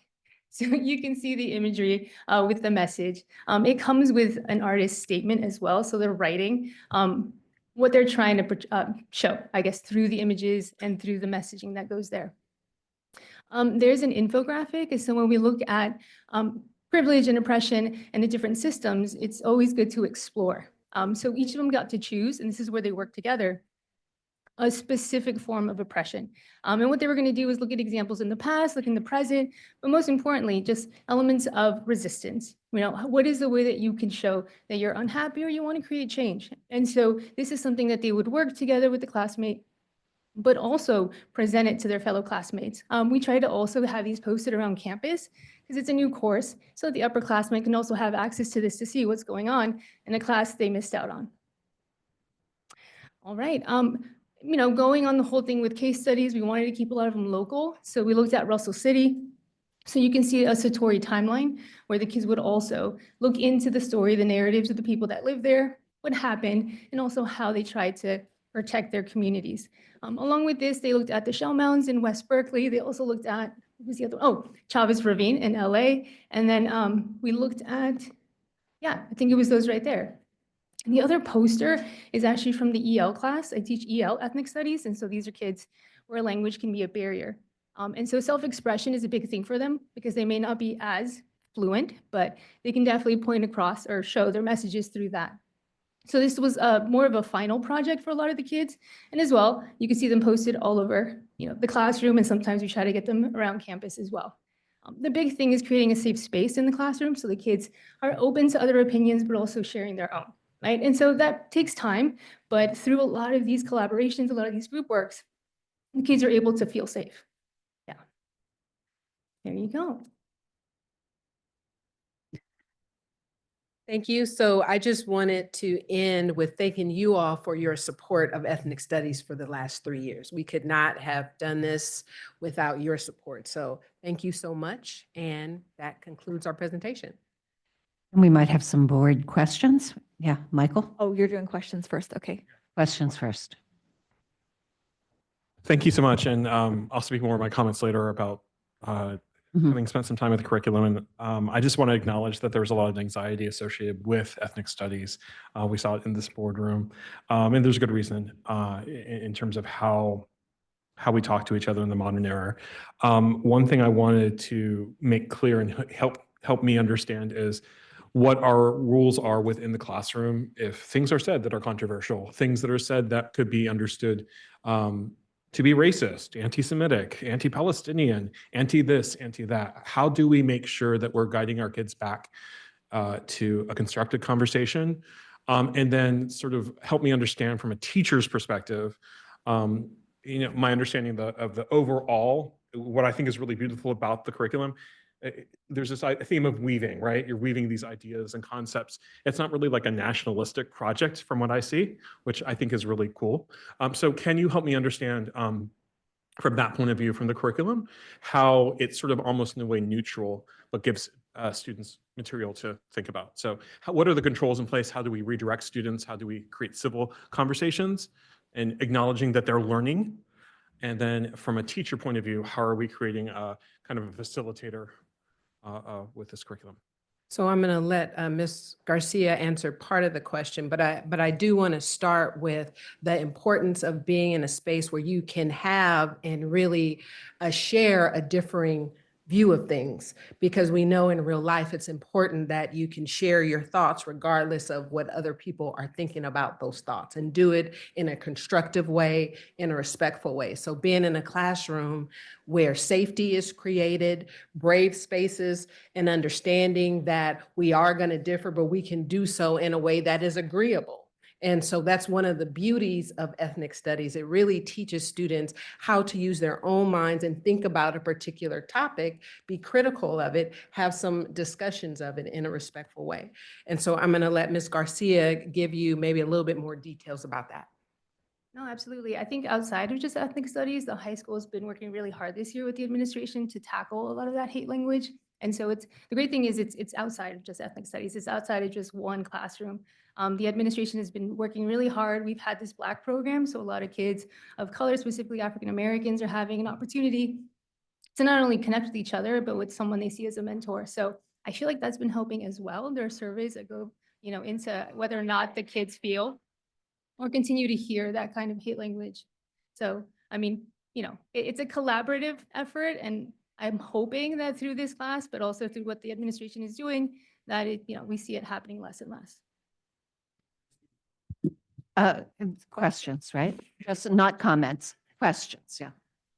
One follow-up is, what has it been like this past year in sort of mitigating some of those challenging conversations? How have you created an understanding? How have you created friendships or, Yeah, it's been a learning curve. The first year was rough, I think, for a lot of us because it was a pilot course. So as educators, we're also getting comfortable with having these tough conversations. So I think the second year, we're all into it together and we've had the practice. It's been getting easier and more comfortable. And I think that's the big thing. I think when the kids see us becoming vulnerable, I think they also feel like they're safe as well, right? Like we're not going to judge them outside of just, they're learning. They're learning and they're trying. And if they're willing to be vulnerable and they know they messed up, I think that's a powerful experience right there. Trustee Whitaker. No, you go ahead. Question? Public comment. Oh, you have comments. And do you have a question? Yeah, go ahead. Trustee Raymond. Okay, thanks. So my question, first of all, this is like a hero's effort to develop a new program for the district. And I just want to thank you for the work that you guys have and the attention you've put into it. My question relates to a comment you made about there's some kids like who had this in middle school and they're going to have it in ninth grade or have had it both years. And I guess my question is was that intentional? Will kids continue to have it in middle school and in high school, or is the intention to move it just into a high school program? So actually, students have a cultures and identity course in 6th grade. It's a part of the will. And then they have, some students can choose it as an elective in 8th grade. All of those will continue. The 6th grade course in particular was created to support the 8th grade and the 9th grade course. So we didn't have to do so much foundational work in those classes, and all of those will be continuing. Thank you. I appreciate that. Thank you. We have a request to speak. Julie Greenfield, would you like to come up? You'll have 3 minutes.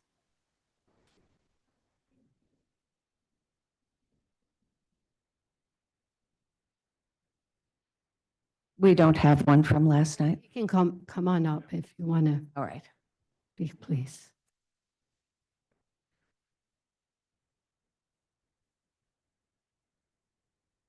Yeah, that's fine. Come on up. We didn't have one, but that's okay. No, And Julie, you have can one. speak too, Julie. Yeah, you can speak too.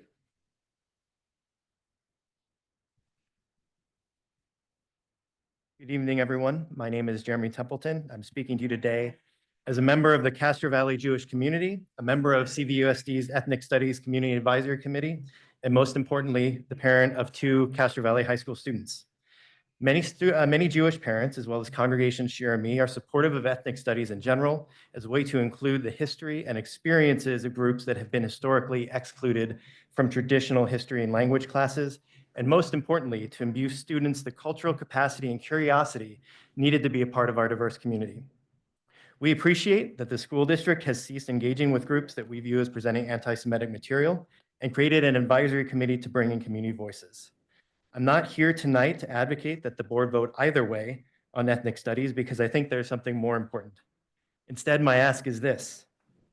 As the curriculum continues to evolve, I want our district to become an exemplar of how school districts and the communities they serve can partner together for the betterment of our children. This is based on my experiences on the advisory committee, which was not inclusive in several ways. Number one, to the best of my knowledge, parents were not notified of the advisory committee and hence had little opportunity to learn about the curriculum or contribute voice to the process. Number two, advisory committee members were picked by the school district and consequently many voices were not included on it. Notably, there was little representation from the South and East Asian American communities in Castro Valley. Number three, the advisory group did not have the chance to see any 9th grade ethnic studies curriculum materials. All that was shared with the committee was a very high-level syllabus. Number four, suggestions from committee members who are not already aligned with the district's proposed ethnic studies curriculum were not included, nor was there clear communication or discussion that addressed those concerns. I think there are three things the district can do to strengthen the connection between the curriculum development process and the Castro Valley community while living the ideals we are teaching our students. First, present materials directly to local groups at their regular meetings. Go to them rather than handpick who comes to you.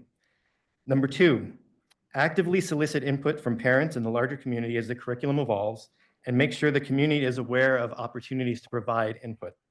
And number three, use local groups as partners in this process and to support the district when challenging issues do arise. I can advocate for the Eden Area Interfaith Council as a great partner for the school district, and there are many others here in Castro Valley as well.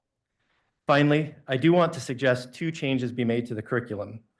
First, present the class as an introduction and make sure students are aware that many groups are not included in it. Focus more of the class on cultural competency and curiosity to learn about those who are different from yourself, rather than giving the impression that after taking the class, students have learned everything. And second, include other forms of civic engagement in the class, particularly those not centered solely in conflict. The curriculum, to the degree I've seen it, prioritizes protest and confrontation, but there are many other ways to accomplish social change. Thank In my you. experience, much more effective ones. Thank you. Thank you. Julie Greenfield? 3 minutes. Thank you. I'm not going to take the whole 3 minutes. I just wanted to reinforce what Jeremy just said. He was the Jewish community's representative on the committee, and we had hopes that we were going to really be able to participate, and I think we were somewhat disappointed. Even though we all really want ethnic studies in our district, we want it to succeed. I'm really encouraged to hear that these students feel like they got something out of it, and it sounds really positive. But I think we have to keep trying to do better, and we have to keep trying to engage the community in a more meaningful way, not just window dressing. And in conclusion, I just want to mention that today is Holocaust Remembrance Day. And May also happens to be, in addition to Asian American Heritage Month, it's also Jewish Heritage Month. So thank you. Thank you, Ms. Greenfield. We have one more comment from Sarah Lamnon.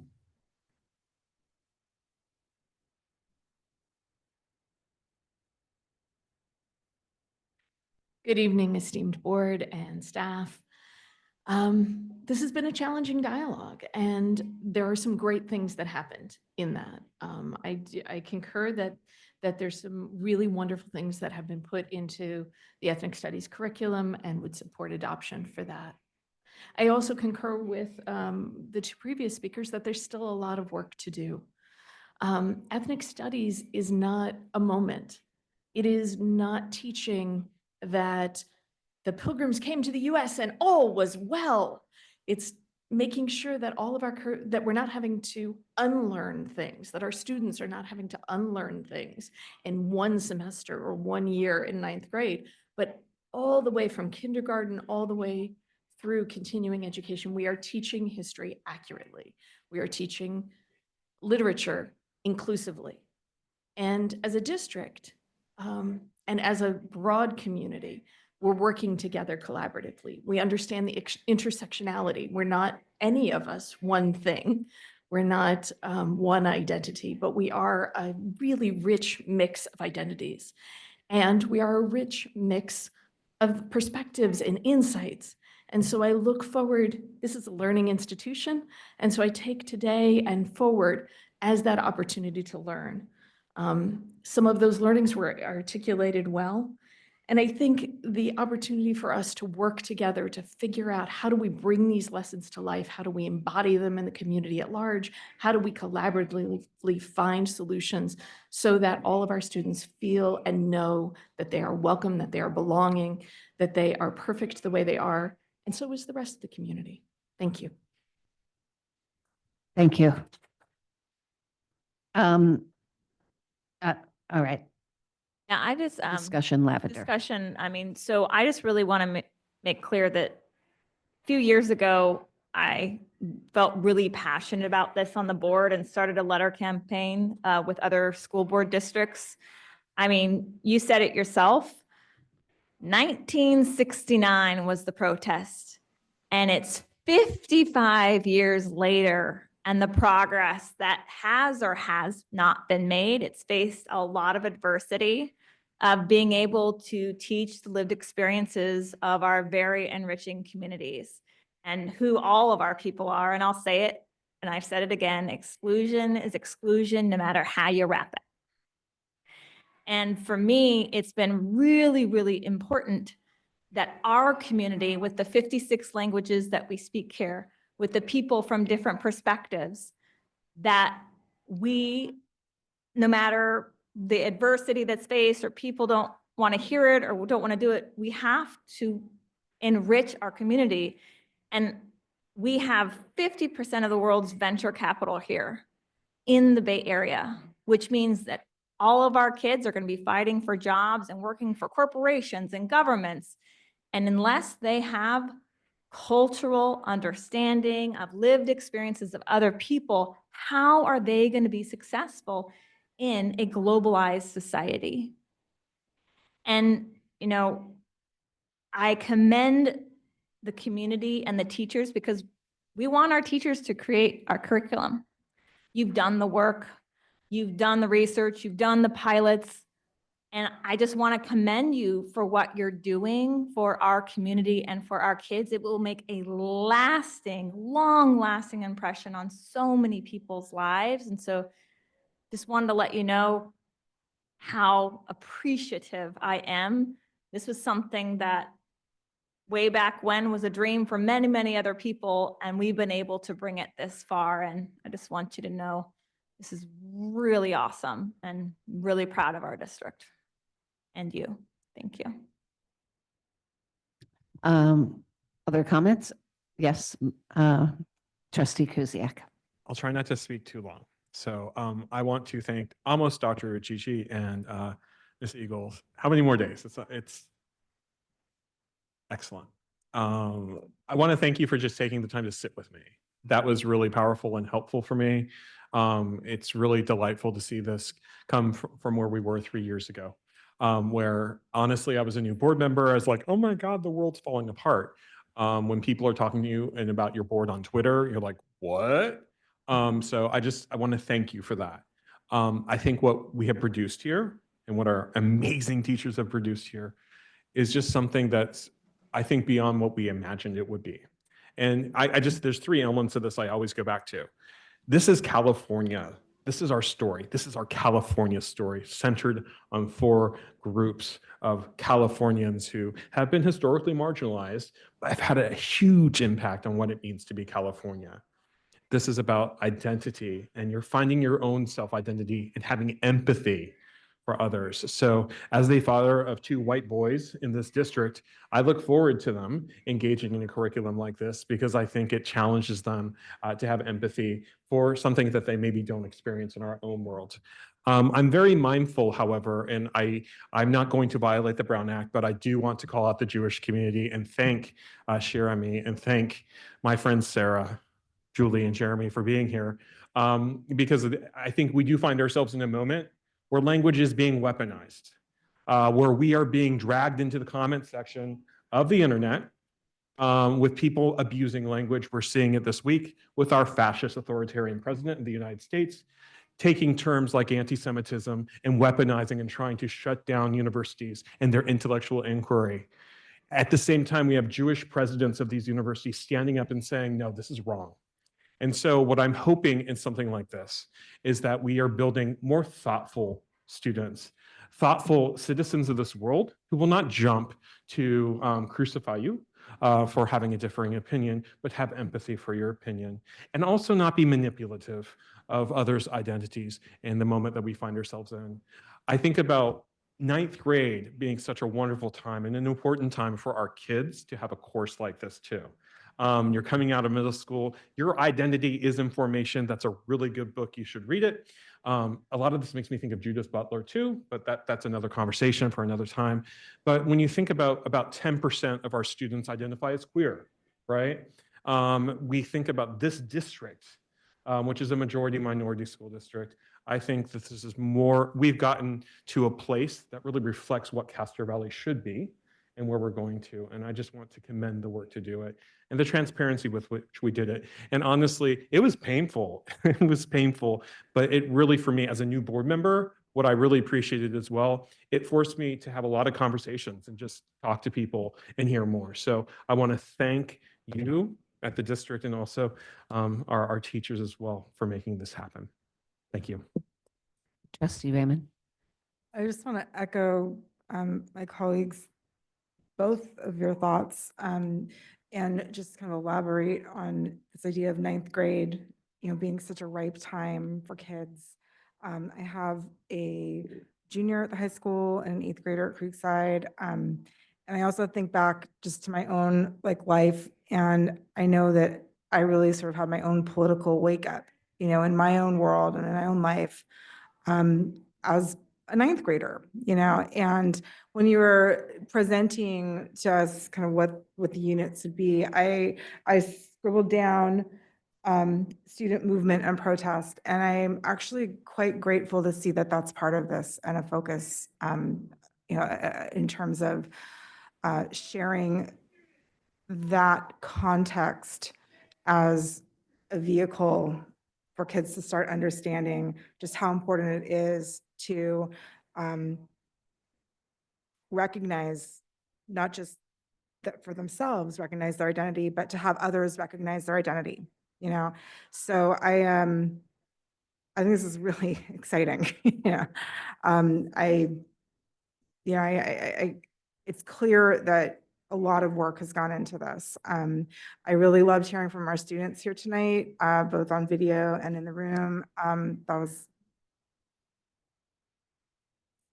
There's a lot of exciting stuff happening right now, and this is one of those things. And I am, so thank you for all of the really dedicated attention you guys have put into it, everybody in that collaboration. And I hope that collaboration continues to connect, as this gets rolled out.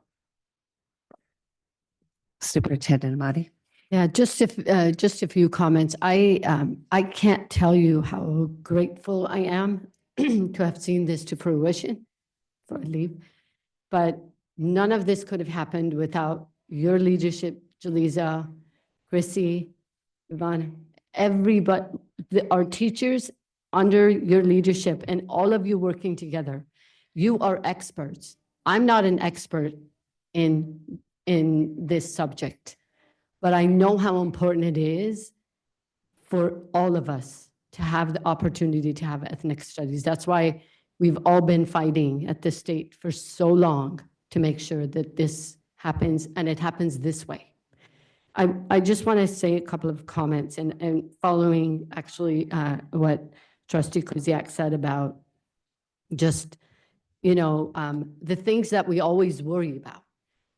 When we talk about anti-Semitism, when we talk about racism, when we talk about homophobic comments and anti-immigration, comments that people make, you don't need to, that doesn't happen just if it's happening, it's not just ethnic studies.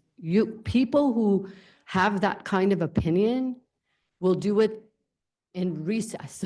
They will do it over in any subject and anywhere. So, and I want to say that we as a district with this amazing board and our community are focused on absolutely not allowing that to happen in our school district, whether it be in ethnic studies or any other class. And that's why my trust is 100% behind what you have done. And I can't thank you enough. Our kids are going to benefit for years to come. And I also want to say, I really do thank our community who's been involved in conversations. And sometimes we haven't agreed and sometimes we've agreed, but I think we all want the same thing. We want our kids to learn in the best environment, and we want them to be aware and critical thinkers. And we do want them to think I actually have the power to make this world a better place for not just myself, but for everybody else. So thank you so much. Trustee Howard.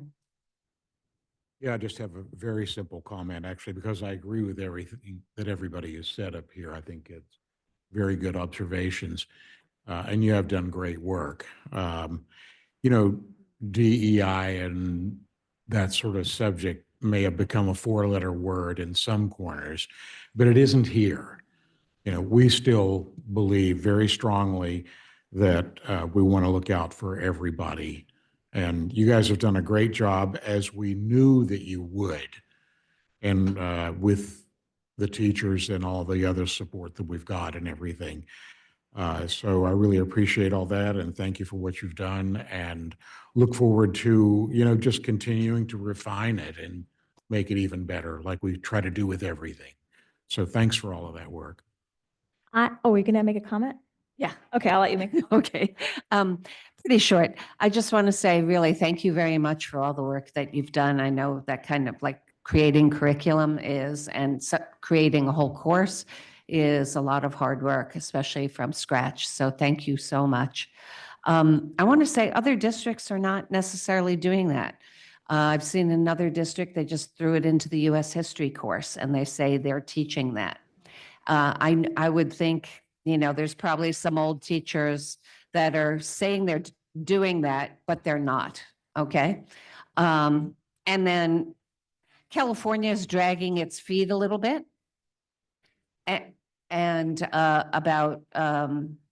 But we are not. We are ahead of this, and those other districts will find that they don't have a course, and then it's going to be, you know, a California requirement, and they're not going to have it. But we're going to have it. It's a little loud, and so I'm getting distracted. But it would be my honor to make a motion to approve the ethnic studies course as presented. Second thought. Okay, Third it. great. School board member Said? Yes. Yes. Trustee Kuziak? Yes. Trustee Whitaker? Yes. Trustee Howard? Yes. And Trustee Raymond? Yes. And I also vote yes, so that's 6-0. Ethnic studies approved. Woo.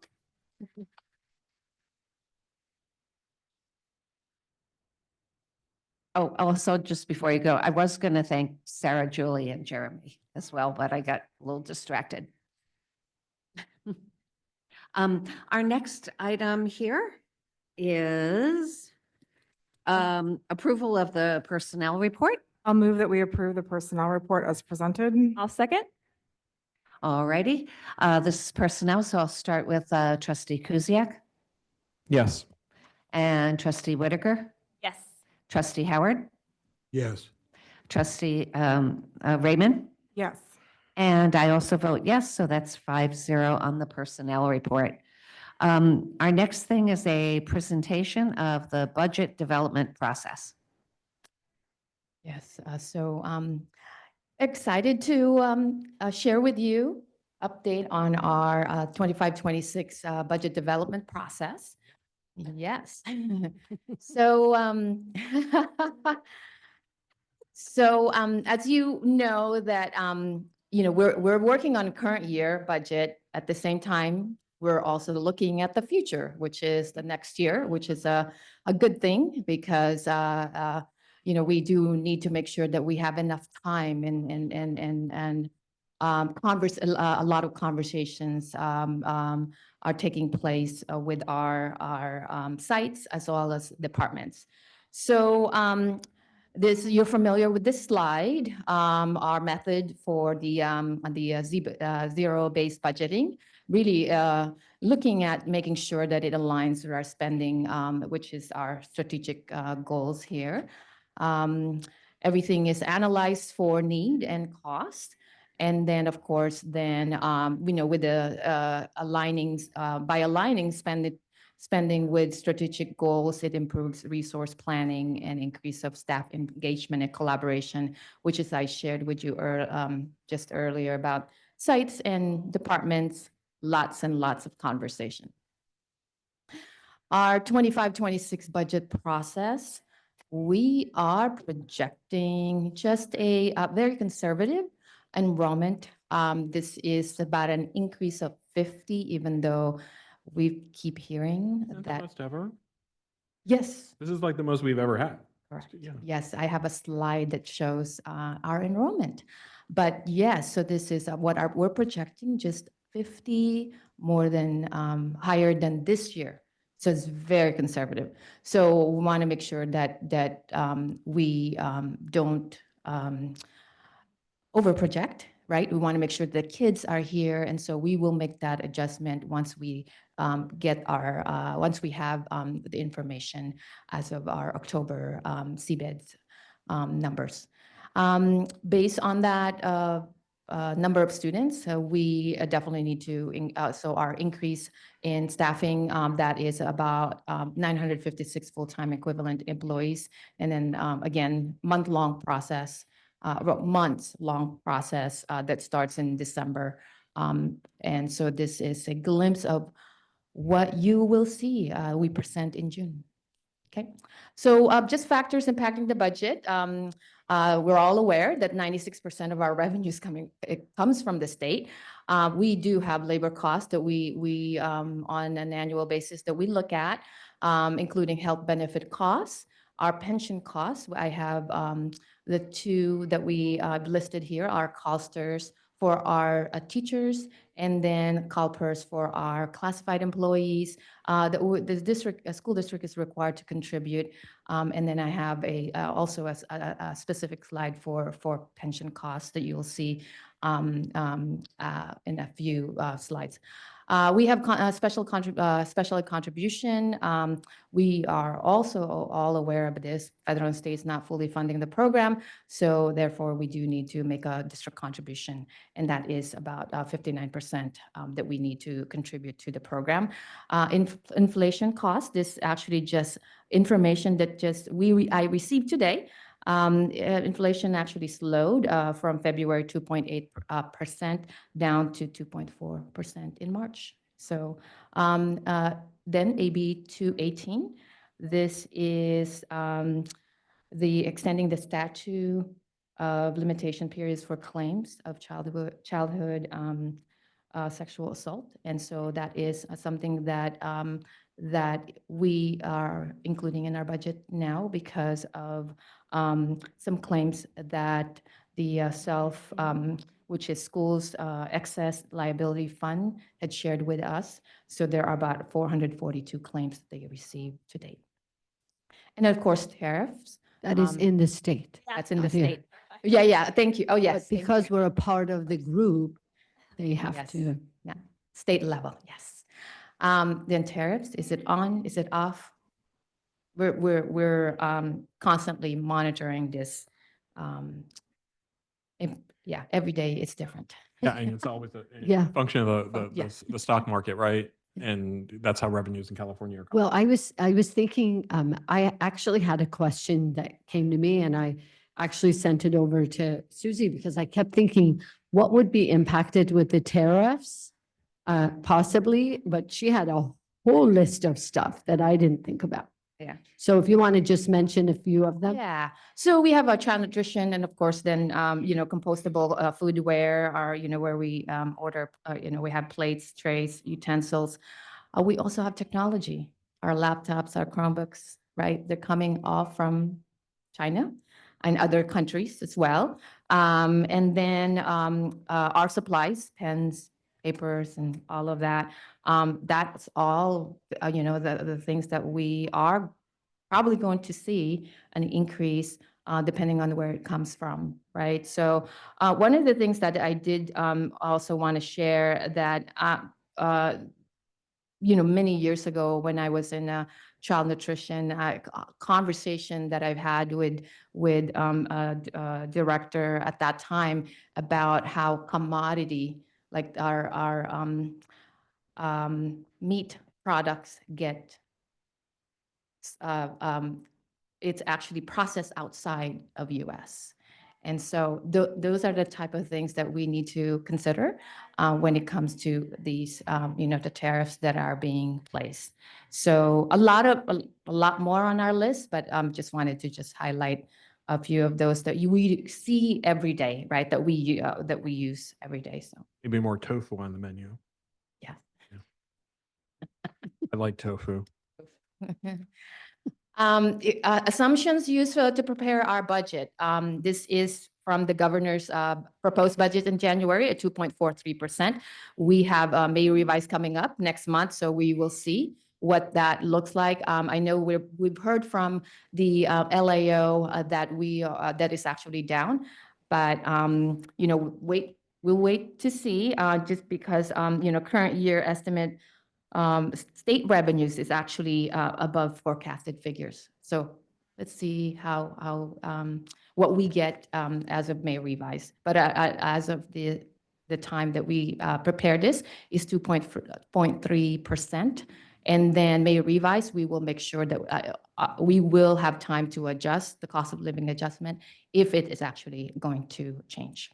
Year-to-year cost increase, which, as I mentioned earlier, the inflation of materials and utilities, insurance, step and column increases that is included in our bargaining unit contract.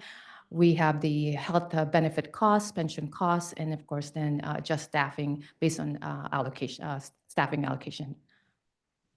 Here's our enrollment. So you can see from 13-14, we were at 9,300, and then a dip there in 21-22. But yes, this is the highest we've ever I seem been. to remember, I felt like I saw a figure like back in the 80s when we sold some of the schools, we were down to like the 5,000s or something. It was Very low. 6,000, yeah. I think it was about 5,000-6,000, which is why some of the schools closed. Yes. Mhm. Yeah, this is, and I have to say, we've had to add classrooms for next year already. Yes. Are the exception. Like, I mean, how many other districts can show a graph like this? Right. Yeah. And then in 25-26, you see red there because those are projections, right? So we're projecting an increase of 50, like I mentioned earlier. And in the third year, 26-27, the same number until we know more. The attendance drives funding, 9,245, which is about 96%, is what we're projecting for 25-26. We reported to you as of second interim that we were very happy about our attendance rate as of P1. And so we're working on our P2. And so P1 was at 96%. So that's what we're using for our 25-26. And then this is with the 2.43%, our base grant for the local control funding formula. And so as you can see, the 25-26, after applying the COLA as well as the grade span of adjustment amounts, the base grant adjusted amounts from TK to 3 all the way to 912 are those dollar amounts. Projected revenue. 96% was our goal in our, when we decided on our goals, 96% wasn't, but we weren't thinking we were going to We get. weren't thinking, yes. So I'm pretty excited. Yes. Here's a look at our revenue. And again, this is our projected revenue. And LCFF, $108 million there, which is about 71%. Supplemental funds, our unduplicated count, we get about $9 million, which is a 6%. Then federal is 2%, state 20%, and of course, then local is 1%. A list of our revenues and estimated funding. So this is unrestricted, separated by unrestricted and restricted, and a total combined there of almost $153 million. Yeah, it was heartened today to see the University of California made a statement about support from the state of California for there's sort of a dual crisis of enrollment and also the research funding. I'm just with the federal funding, which is a very minor part of our budget. Any conversations at AXA or CSBA about backfilling those? Should we see those go away at all, or will we see any type of shenanigans? So far, not, because we know that even if that happens, special education in Mhm. Title I, Will be. we've heard will be Mhm. fine. So we'll see what else comes. Our expenditures here. So salaries, and if you add salaries and benefits, is about 82.3% of the overall budget. So you see 45% for certificated, 19%, 15% for classified, and benefits 22%, and then other expenditures there, services, capital outlay, and books and supplies, except that. Susie, that's up, right? Salaries percentage-wise, salaries and benefits from, I think, previous year. Because of, I think there were some other funds or something that had made the Yes. percentage go So, down. Yeah. correct. So again, so just know that this is our 24-25 budget, our proposed budget. We don't include any other one-time funds. And also grants, right, that we are still applying for. Once those come in, and we update you first interim, second interim, depending on the type of donation that we get. Let's just say it's for salaries, then obviously your salaries, our salary and benefits line will go up.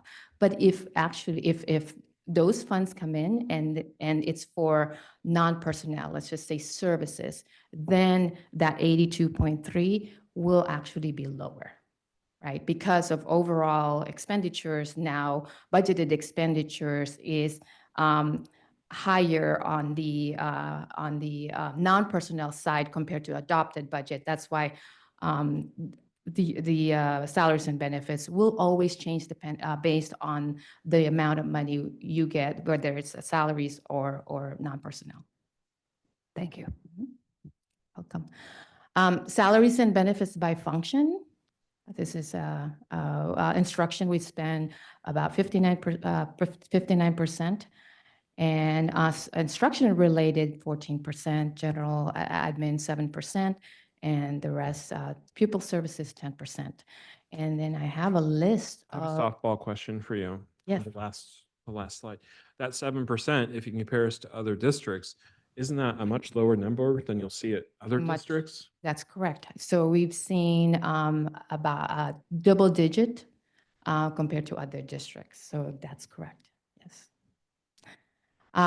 This is our current year of FTE by function. So since I've shared with you, yes, so we've shared with you in previous slide, the percentage, and you actually get to see who's in those like instruction, right, in those bucket. So teacher monthly, special ed, campus monitor, they're all part of instruction, right? And then your instruction related services. This is also your TOSAs. We had a presentation, right? So RTI specialists, those are all supporting instruction, pupil services, and of course, community services. And then the last one over here for function, we have the general administration. So general administration it's not just admin, right? So we're talking about our budget analysts, our department specialists, those are all part of the general administration. And then plant services are your buildings and grounds. And then campus supervisor that falls within that category. So about 931 FTE in the current year. District contribution, this is separated by certificated and classified, and some notes there that may be different for management and non-management or non-management group. So certificated is about 22.9. Most of that is 19.1 is actually the COSTers, which is the pension plan for certificated. We have the health and welfare benefits on top of that. So this is the annual contribution, the annual district contribution of depending on the plan. So if you have a single rate district is the contribution is 8,250, and then it goes up based on the tier, right? So, and then cash in lieu for certificated is 2,000. Classified, it's actually higher because of that call purse, 27.4%. So that's why it's 37.4%. And that's also in addition to the pension, there's also Social Security that the district is required to contribute. And of course, then you have the health and welfare here, classified different from the management. So I want to remind us of all the programs and wonderful services that we offer. So this is a growing list every single year. I know I always want to look at it and make sure that we're adding more, or at least we are not missing any. And so this is it's a list that's always good to share. Okay, now wanted to just kind of focus on special ed. I have a few slides here. Our population increased by 16% over the last 2 years. With an increase, then there are required additional support for our students. And then also, as we all know, contracting costs increase year by year. With that increase, are we still about 15% of the population is special ed? We're 12%. So 12%, yes. So that's increased. The last couple of years, we were 11% 2 years ago, 12% last year, and this year is also about 12%.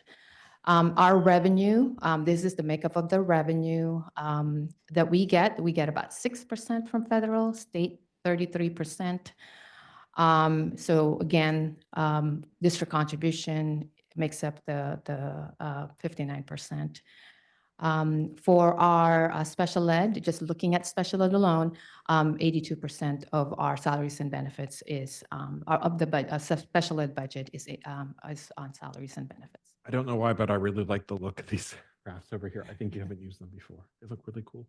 Yeah, we have, yeah, very nice. Different colors. Since I've shared with you information about special ed and where we are, so this is just strictly, again, we've shared with you in previous slide, positions by function. This is all just special ed positions. So looking at paraprofessionals, teachers, and then on the next slide, again, just wanted to share with you from 1819 information. And then look at the grand total of FTE from 1819 to 24-25. And then, of course, our enrollment that's highlighted there. We were at 863 in 1819, up to 1,151 in 24-25. So what does that mean for us? Here's the increase in costs, and I've put in there the enrollment information that you saw on the previous slide. So in 1819, we were about 23 million. With the 863, and in 24-25, we were at 36 million with 1,151. Kind of going back to Trustee Kuziak's question earlier, the percentage, it's 12% of our enrollment is that 1,151. When you and the other budget officers are sitting around drinking Chardonnay or just hanging out, are you seeing those similar increases? Yes. Okay. Yes. Are there any data? I think a global pandemic might have been a trigger, but I'm curious to know if there's any. Yeah, I would say the pandemic has absolutely impacted the number of kids, especially very young children. Like I think a lot of our new students to special ed were kids who were, 5 or 4 during COVID, and they came back to school, not having their first couple of years in school. And I would say there's also, you always talk about like, why is it that it's increasing? The other piece is I think people are more aware, people ask, we do a better job search and serve. So all of it kind of comes together. But I would say COVID has definitely impacted the number of kids. who need special education and just additional support. Yes. The next slide is the contribution. So from 13-14 at 4.8 million, this is a total contribution, district contribution, CalSTRS and CalPERS, and then going up to 19.6 in 25-26. It's like 5 times more, right? From 5, like say 5 to 20. Yeah, The nice thing is it's not Or- those scary slopes we saw. 4 times. Yeah, I mean, that was Yeah. scary. I remember when we had to do our contributions at UC, it was like 2008, 2009, we started Yes. contributing again. Yes. And it was crazy. And I know that it really changed the dynamics of wages here. That's correct. Okay, so a summary of budget actions that we continue to look at, in the current year and also as we prepare our budget, we always want to look at restricted funds, maximizing restricted funds, just to make sure that if we are able to move some of the expenditures into restricted funds to relieve our unrestricted general fund, then that's, always a conversation that we have and things that we can look at, conversations with Ed Services and our HR department in looking through all of the staffing and where we can best allocate funds. That's an ongoing conversation. We also, as part of this process, similar to what we've done in the current year, we're also looking at reducing a textbooks funding from unrestricted general fund because we still have the restricted lottery that we get. It's increasing. We are seeing a 5% increase each year, and so as that continues, we make sure that we are spending restricted funds first. Again, we're not putting it in the unrestricted general fund. The recruitment of special ed staff, that's an ongoing, thanks to our HR department, because what that does is a reduction of expensive contracted services. So for a good example, our speech language pathologists, right? So that is actually something that we were able to do in the current year. Continued expansion of in-house special ed transportation. We've shared with you the number of students that we're now transporting compared to a few years ago. So that again, that is a reduction in the from the third party contract that we have. And then, of course, then I mentioned earlier, the May revise will change the overall proposed budget. Oh, budget. Sorry. Typo. Reserves, district, this is just information you're all aware of this, how we calculate the reserve, and that's just, it is a combined, not just unrestricted, it's a combined restricted and unrestricted expenditures. So wanted to share that. Again, well, questions, but just wanted to make sure that I shared with you that we're not done yet. We're still working on this budget. And so we're really not done until we prepare the packet for our on our June, believe 7 meeting. So we are going through enrollment projections.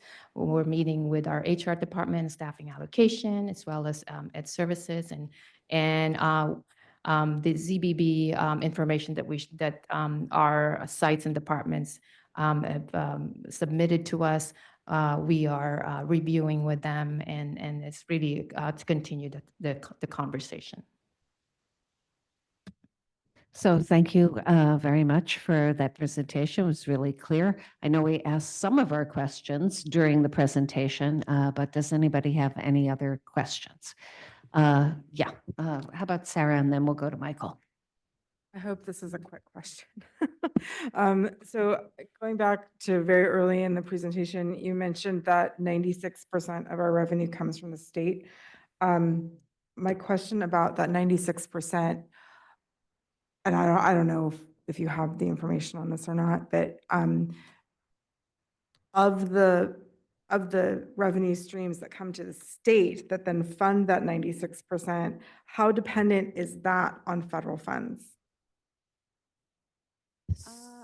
8% of state funds come from the federal government. That answers So if, I mean, we hope it's not 8% that's cut. But I mean, that's like, or I mean, 8 billion, sorry, $8 billion Oh, yeah. of the state Okay. education funds is actually from the federal government. It's very little compared to the entire state. I just was curious about that. Yeah, I'm actually, the one that I think concerns us is the revenue going to continue to be as good as it is? And number two is because of the fires in Los Angeles, there's a lot of expenses that, I mean, he's going to have to figure out a way to cover some of that cost. Thank you both. Thank you. Trustee Kuziak. It's more of a compliment. Congratulations on receiving the positive letter from the county department. Sorry, they're not a department. They're an agency. They're what are they? The department. ACOE. Actually, County Office of Association of Education. County County Office of Education's positive budget declaration. And I know we're on very tight margins there. But I want to just thank you. Good questions. I think we're done. All right, if there aren't any other questions, Are there any questions? any more? No? Okay. This is informational, so we are at board member comments, reports. Student board member Said, do you have anything else you want to say? I don't have anything to say. Thank you. Okay, thank you. Yes. Oh, you want comments? I'm so sorry. Okay. Questions. Okay, no problem. It did. Okay. So we're trying to let's be put very. those comments in yeah. now. Yeah. And Trustee Whitaker, did you have a comment? No? Trustee Howard? Okay. Well, anyway, thanks for doing a good job with the budget. I mean, you know, you do a good job every year. And we, like all school districts, live hand to mouth. And there isn't any extra. I've been here 12 years. There's never been any extra. But I think this year is trickier than any year. If we have no idea what's going to happen from the administration right now. They've been all over the map with things. But companies are building in their costs now and they're raising them. So I have a feeling our costs are going to go way up regardless of what happens. I think it's already done. So I think to the extent that we can be cautious this year, which is always a problem, but I think this is a year that really calls for it. So, but you know, I have a lot of faith in you. You've done a great job forever here, and thank you for being so good at what you do. Thank you. Ms. Any Jan, other board comments? No? All right. I just want to You thank have- you. Ditto. I do want to say we're trying to be more mindful of presenting, asking questions and then comments, but it's just, she does an amazing job. She really does. Ms. Chan, we're very fortunate to have you. Yes, we have the best. We do. Okay, so now we are at board member comments and reports. And I'll just go down the line here. So Trustee Kuziak? Yeah, I'll be brief. I just wanted to acknowledge I went to the Special Education Parent Advisory Committee. Only 2 parents showed up if you include me. So we talked about that, how we can do better next year and how we're going to work on that. And one of the ways to do that, and I'm really excited about this, is that we're going to have a kickoff barbecue, an inclusive barbecue, so that special education parents and their children, parents and guardians and their children can be there, really to help promote that community and bring them together. I was on the Parent Leadership Council call or committee call, and that was also always delightful to connect with those families. And I gave my standard lecture about, how as community leaders, we need to model for others and really sort of speak in reality and not in the comment section of the internet and be thoughtful about that. I don't think I've done anything else. Have I done it, Parveen? I don't think I did anything else. We met and that was fantastic. Again, I want to thank you for that. I'm looking forward to baking tomorrow. I will be baking a lot of cookies and a cheesecake, a raspberry white chocolate cheesecake for Friday evening for the Spring into Education event. I forget how many hundreds of dollars people paid for my cookies last year, but I'm hoping that we break 1,000. It was $300 or more. It should be more. And so we'll see what happens with this cheesecake. I'm very proud of this cheesecake. Everyone who's had it loves it. And so I never, as someone who's a very, and I don't like bringing religion into schools, but as someone who's a very lapsed Catholic Mormon, I found myself very moved with the passing of Pope Francis and his Easter comments, right? And as I've been saying in my comments, today is always a good day to fight fascism, and his moral clarity in speaking about how much contempt is stirred up at times towards the vulnerable, the marginalized, and migrants. I appeal to all those in positions of political responsibility in our world not to yield to the logic of fear, which only leads to isolation from others, but rather to use the resources available to help the needy, to fight hunger, and to encourage initiatives that promote development. These are the weapons of peace, weapons that build the future instead of sowing the seeds of death. So I've been thinking a lot about that this week, and I think it's very germane to what we try to do in this district. So that is all. Trustee Whitaker. Thank you, Trustee Kuziak. I have not represented the board, but I do just want to make a statement. National Autism Month, I believe.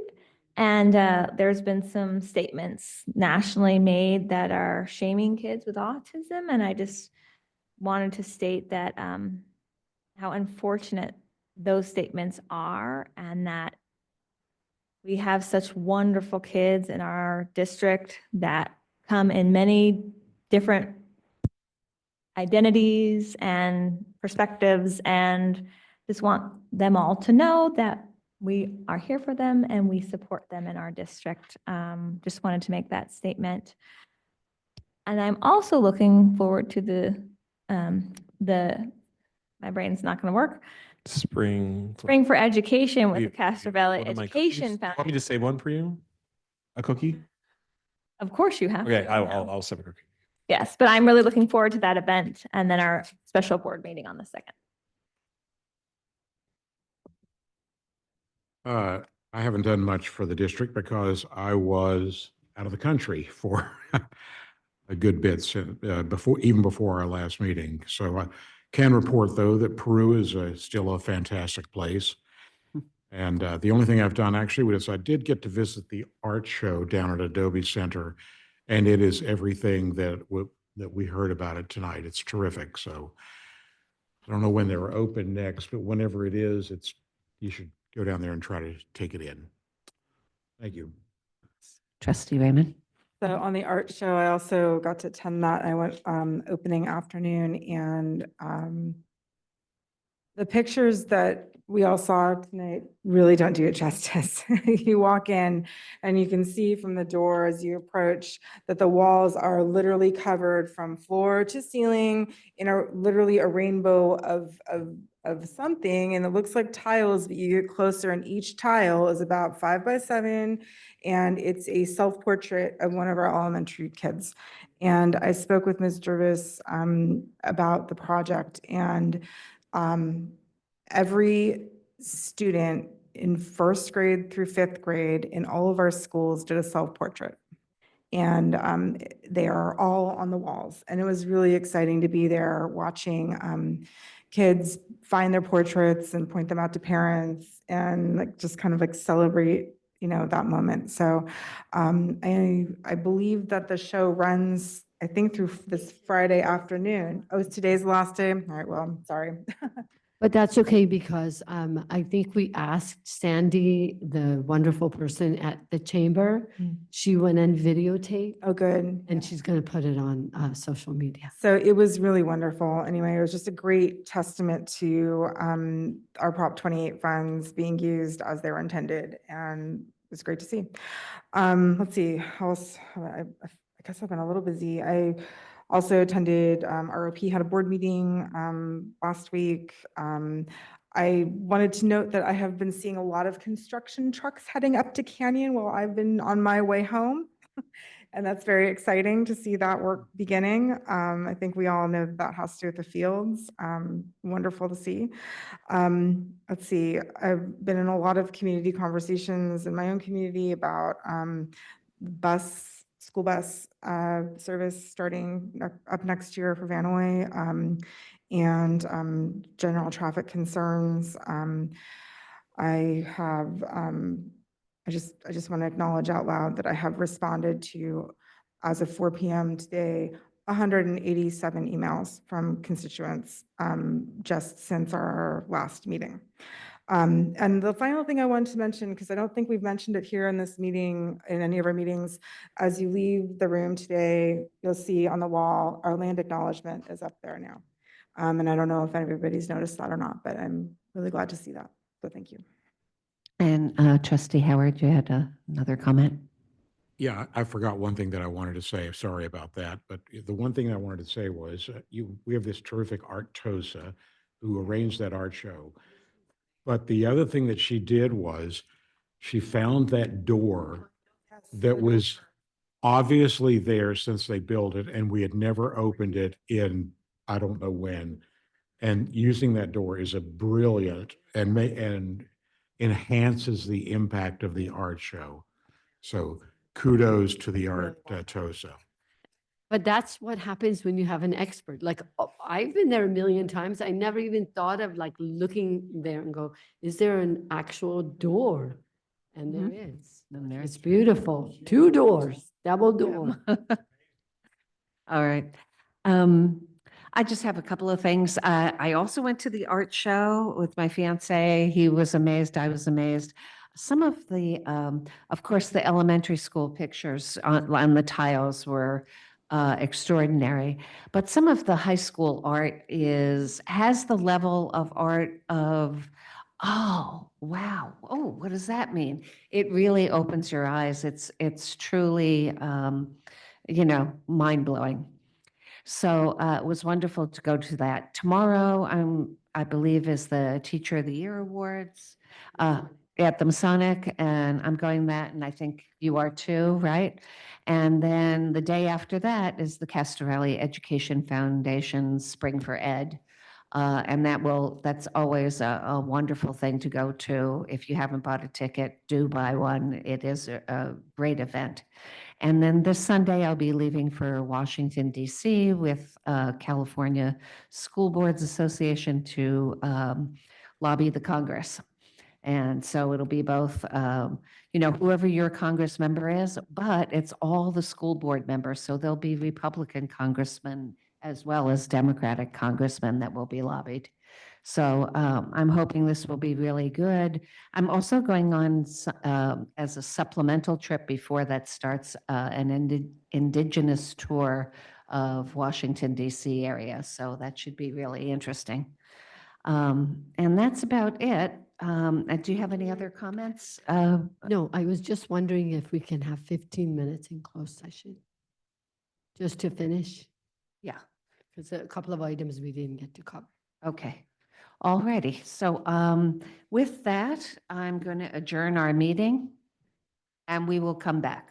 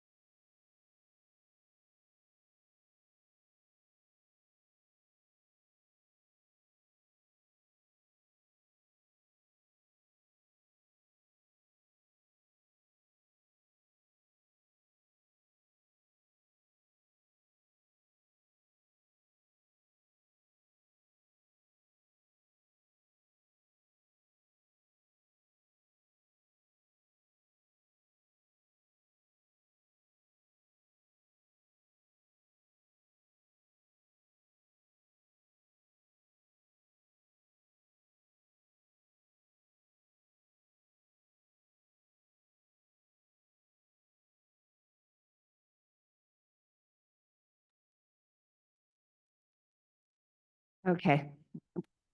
We are back in open session. We don't have any other items on our agenda, so I'm going to close the meeting. No action was taken in closed session. Right, thank you. Adjourn.